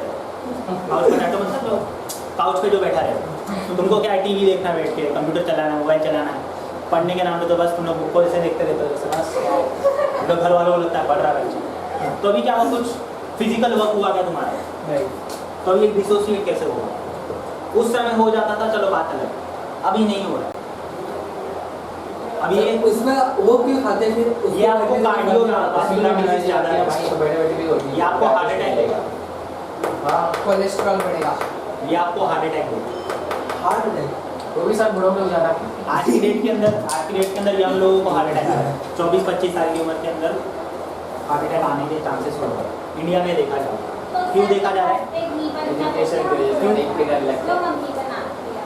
क्या कम क्वांटिटी में अगर खाएंगे तो कोई प्रॉब्लम नहीं है, और अगर तुम रेगुलरली कुछ वर्क कर रहे हो, चल रहे हो, ज़्यादा दूर जा रहे हो, आ रहे हो, मतलब दिन का तुम लोग मुश्किल से 1-2 किलोमीटर चल भी रहे हो ना, 1-2 इट्स ओके, चल इट्स ओके, आप खा सकते 7 किलोमीटर हो जाते हैं हो। और यंग जो मतलब आपकी जो है चलने का रोज 5 किलोमीटर उतने में तक ठीक है, रोज नहीं बॉडी ग्रो होती रहेगी तो ठीक है, पर याद रखना एक समय आएगा जब आपकी बॉडी की ग्रोथ रुक जाएगी। तो क्या होता है, बॉडी ग्रोथ में क्या होता है, जो एक्स्ट्रा एनर्जी आती है ना उसको बॉडी डाल देती है ग्रोथ में। आपकी हड्डी बढ़ानी है, उसके अंदर जो केमिकल रिएक्शन है उसमें एनर्जी जाएगी तो वो बर्न हो जाएगा, ठीक है। आपकी मसल को इलोंगेट करना है, हम लोगों को क्या चाहिए, प्रोटीन सिंथेसाइज करना है फास्ट रेट से, तो उसमें वो जल जाएगा, ठीक है।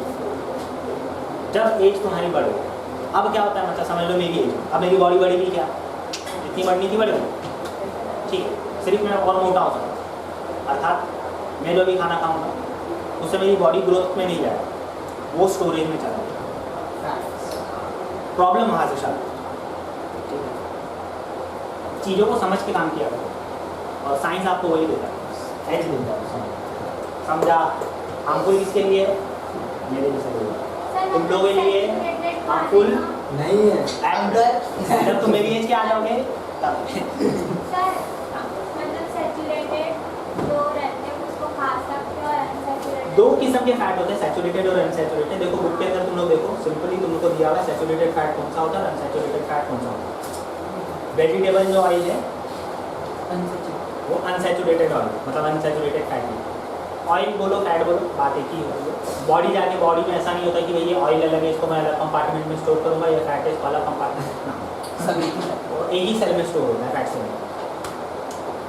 बहुत ज़्यादा टाइम होता है, स्टॉप करनी पड़ेगी, ये बोलते ठीक है।